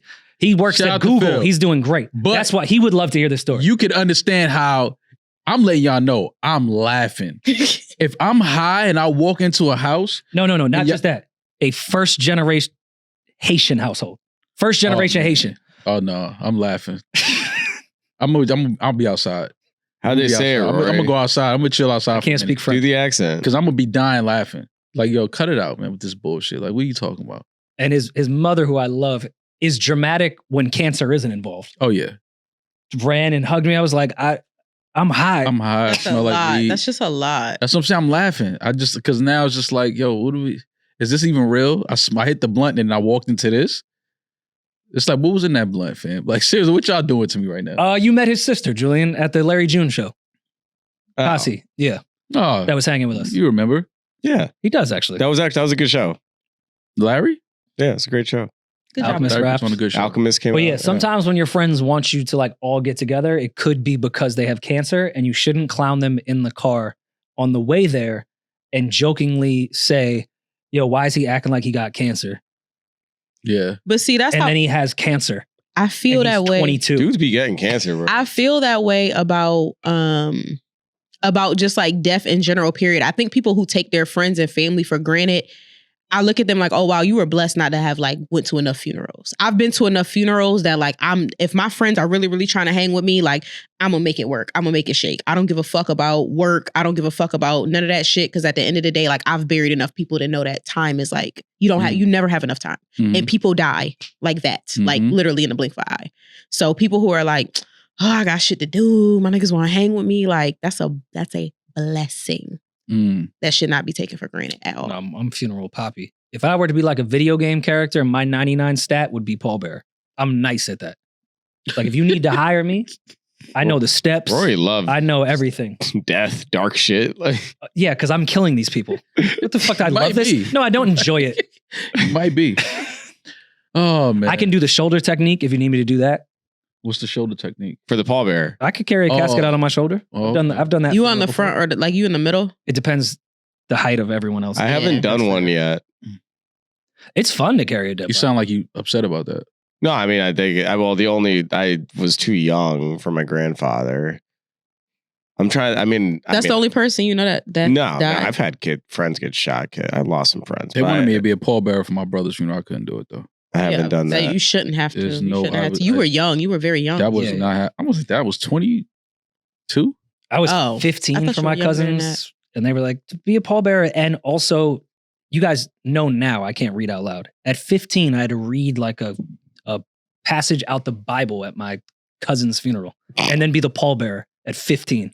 No, Yeah, that's crazy. I was like, what the what? I did a poem for Go to my public little school. cousin's funeral. I had to be around 11 and he had to be around 7. Oh nah, Yeah. I couldn't do that. Yeah.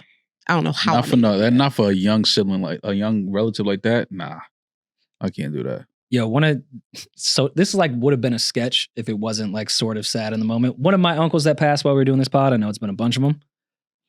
I was the pallbearer, and like he was a track coach at a high school that he taught in Brooklyn. And I didn't know any of like the kids that were on his team that were also the pallbearers. Mm-hmm. So we were like in the basement of the church right before the service ended. Like they gave us our cue to go downstairs. Mm-hmm. So we're just like, it's 5 guys that are best friends their whole life. And then it's just me. And I'm like, so where are you guys from? They were probably mad tall. So like, how'd you know my uncle? They were like tall, dark, and handsome. No, they ran track in high school like 20 years ago. They were Oh. older. But like, Oh. where I guess we're like his team. I guess they like went to the state championship. Whatever. They stayed close. They with wore their Lettermans. No, they should have though. Yeah. I felt I was better dressed than the rest of them, but just sitting in a church basement, like, Why the and you're the random only shit? person out of the group like that doesn't know each other, and they're all like reminiscing, and I'm like, yeah, he married my mom's sister. Why did you throw why you threw shade on like their funeral fit? Like, Because it was trash. There you have it. I had nothing else to do. Yeah, sometimes it's just that simple, Damaris. Fitz was trash. Rory was looking him up and down like, ugh. So you Yeah, matter wore of fact, that? you guys go in the front to scuff those bum ass shoes. That's crazy. Put me in the back so I could see where. Look what he think about. What are you supposed to do at funerals? Cry, Cry and eat. laugh, eat, Talk hug. about people. Yeah. Yeah. Ooh, don't let when they sing it, His Eyes on the Sparrow. Your voice crack. And she can't sing. Oh my God. Do you guys want to be buried or cremated? Cremated. I'm leaning towards cremation. Yeah, I'm not about to be a Why? bag of rotten bones. I'm good. Well, being buried it's not to be like the pussy environmentally conscious side of things, but it doesn't make sense environmentally. Or it makes the most sense. It doesn't. We're put here to decompose into the earth. But like It well, actually makes the most environmentally sense on earth. no, it Yeah, doesn't. good fertilizer. I mean, cremation So is what were we decompo- supposed to do? is Cremation, you can burn someone and scatter their ashes all over. Yeah. Like, that's I think that's fine. cool to place if you want to be placed in certain areas, but also you're dead. Yeah, but you have a choice. Throw me in the Indian Ocean and like then what? Yeah, that's better off Do than. you think you're going to be there? Where? What do you mean? in the Indian Ocean. I don't want to. No, but you still still care about the dignity of your body. Like, yeah, I care about my body. My body is a part of me. That's why I don't know about Oh, no, I agree. burning my flesh up like that. Like, I know this is just a shell, but just like burning this, and then it's like, this is gonna break down anyway and disappear. But yeah, so you'd want it about buried. I think burying, because you have something that relatives and friends can always go to. They can go see my ashes. I have my dog's ashes and my grandma's right next to each other. No, no, but my grandmother's are in my mother's car, so it's kind of like a protection when I drive. Your mother has ashes in the car. Yeah, it's like sitting there. They're in the glove compartment, like in some a people put them nice in rings velvet and bag. Like some people wear around their neck. I'm talking about just having the urn like in. No, it's not the urn. It's in a velvet. Just going back and forth like an easy pass on the dashboard. You got like jumbo cup holder extenders. Yeah, like where you got the urn sitting at? It's in a velvet bag. There's like a Dutch wrapper just going side to side. So y'all put grandma in a Crown Royal like bag, like not a Crown Royal bag. It's a very. Some people do that in Houston, by the way. Grandma cursing all of y'all niggas out. No shit. Put grandma in the living room, man, on the back balcony somewhere. I don't know.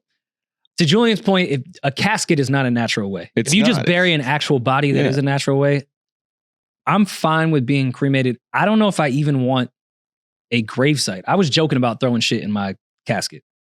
I don't even know if I want a gravesite. Now put me in a mausoleum. That's what it's called? The ones with the wall? Yeah, with the rest of your family. Like, y'all can have a Rocafella mausoleum. That'd be so fire. The Rockaleum. Nobody's having a Rocafella. The Rockaleum. If you guys have one, do you have a +1? Rory. Look at Rory trying to run from his family. Nobody has a Rocafella mausoleum, right? That'd be so fire. You said put mine adjacent to Jay's. Like you want to be like touching it. You never heard me say that ever in my life. You said give me the left corner. I never said that. All right. I said I would want to be. You want to be top bunk. Put me in that. Put me there. Do you guys remember when I went up to Albany for the uncle I was just talking about's funeral? Yeah. So a lot of my mom's family is buried up there. Even my cousin I was talking about that didn't even grow up there is buried there. Her side of the family, for some fucking reason, they started upstate and everyone just like ships the bodies to this one gravesite. Well, so that everybody can be together. Yes. And my mom on some morbid shit with her sister was like figuring out where they were going to go. I looked at my mom. I said, I'm not being buried here. I've only been to this town for funerals. This is not where I'm being buried. Yeah, I can feel you. It's like, what the fuck? Yeah. Half the people buried from our family have no relation to this area. Y'all just got a good deal 50 years ago. Yeah. On a plot. Mm-hmm. See, that's the other thing that maybe muddies it for me, the tradition of the casket and all that. Your family's in Albany. I can sell it to y'all.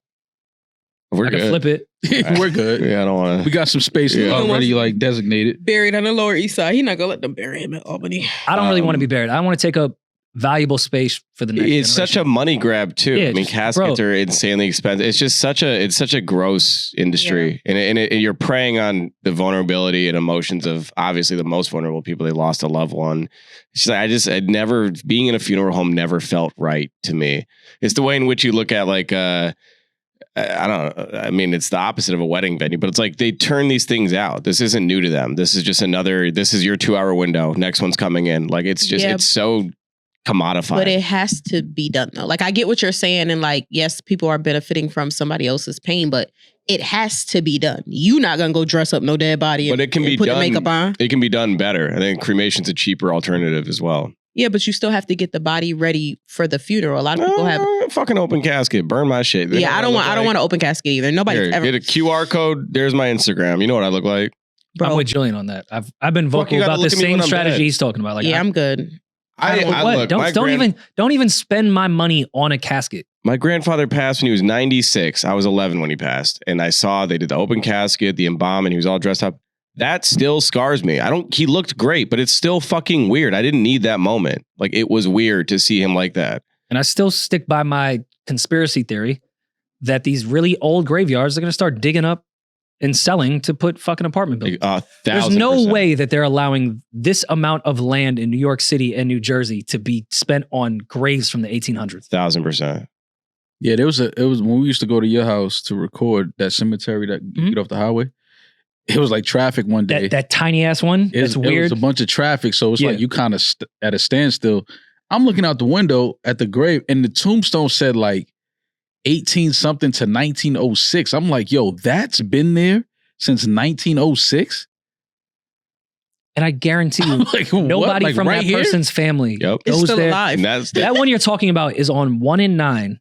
This isn't doxing me because it is away from my house. There's a storage unit on 1 in 9, which is one of the biggest trucking areas in the tri-state area. Mm-hmm. They have a tiny pocket next to a storage unit of graves from the 1800s. It's crazy. And I'm with like the Historical Society protecting stuff. I do think that is important. I don't want to just commercialize everything, but dog, that's not going to last very long. Bro, there's the lineages, the families of those people, if they are alive, probably don't live there. Like that, those things are so far removed. I guarantee you, at some point, they're going to try to level that land and be like, let's put a little condo here.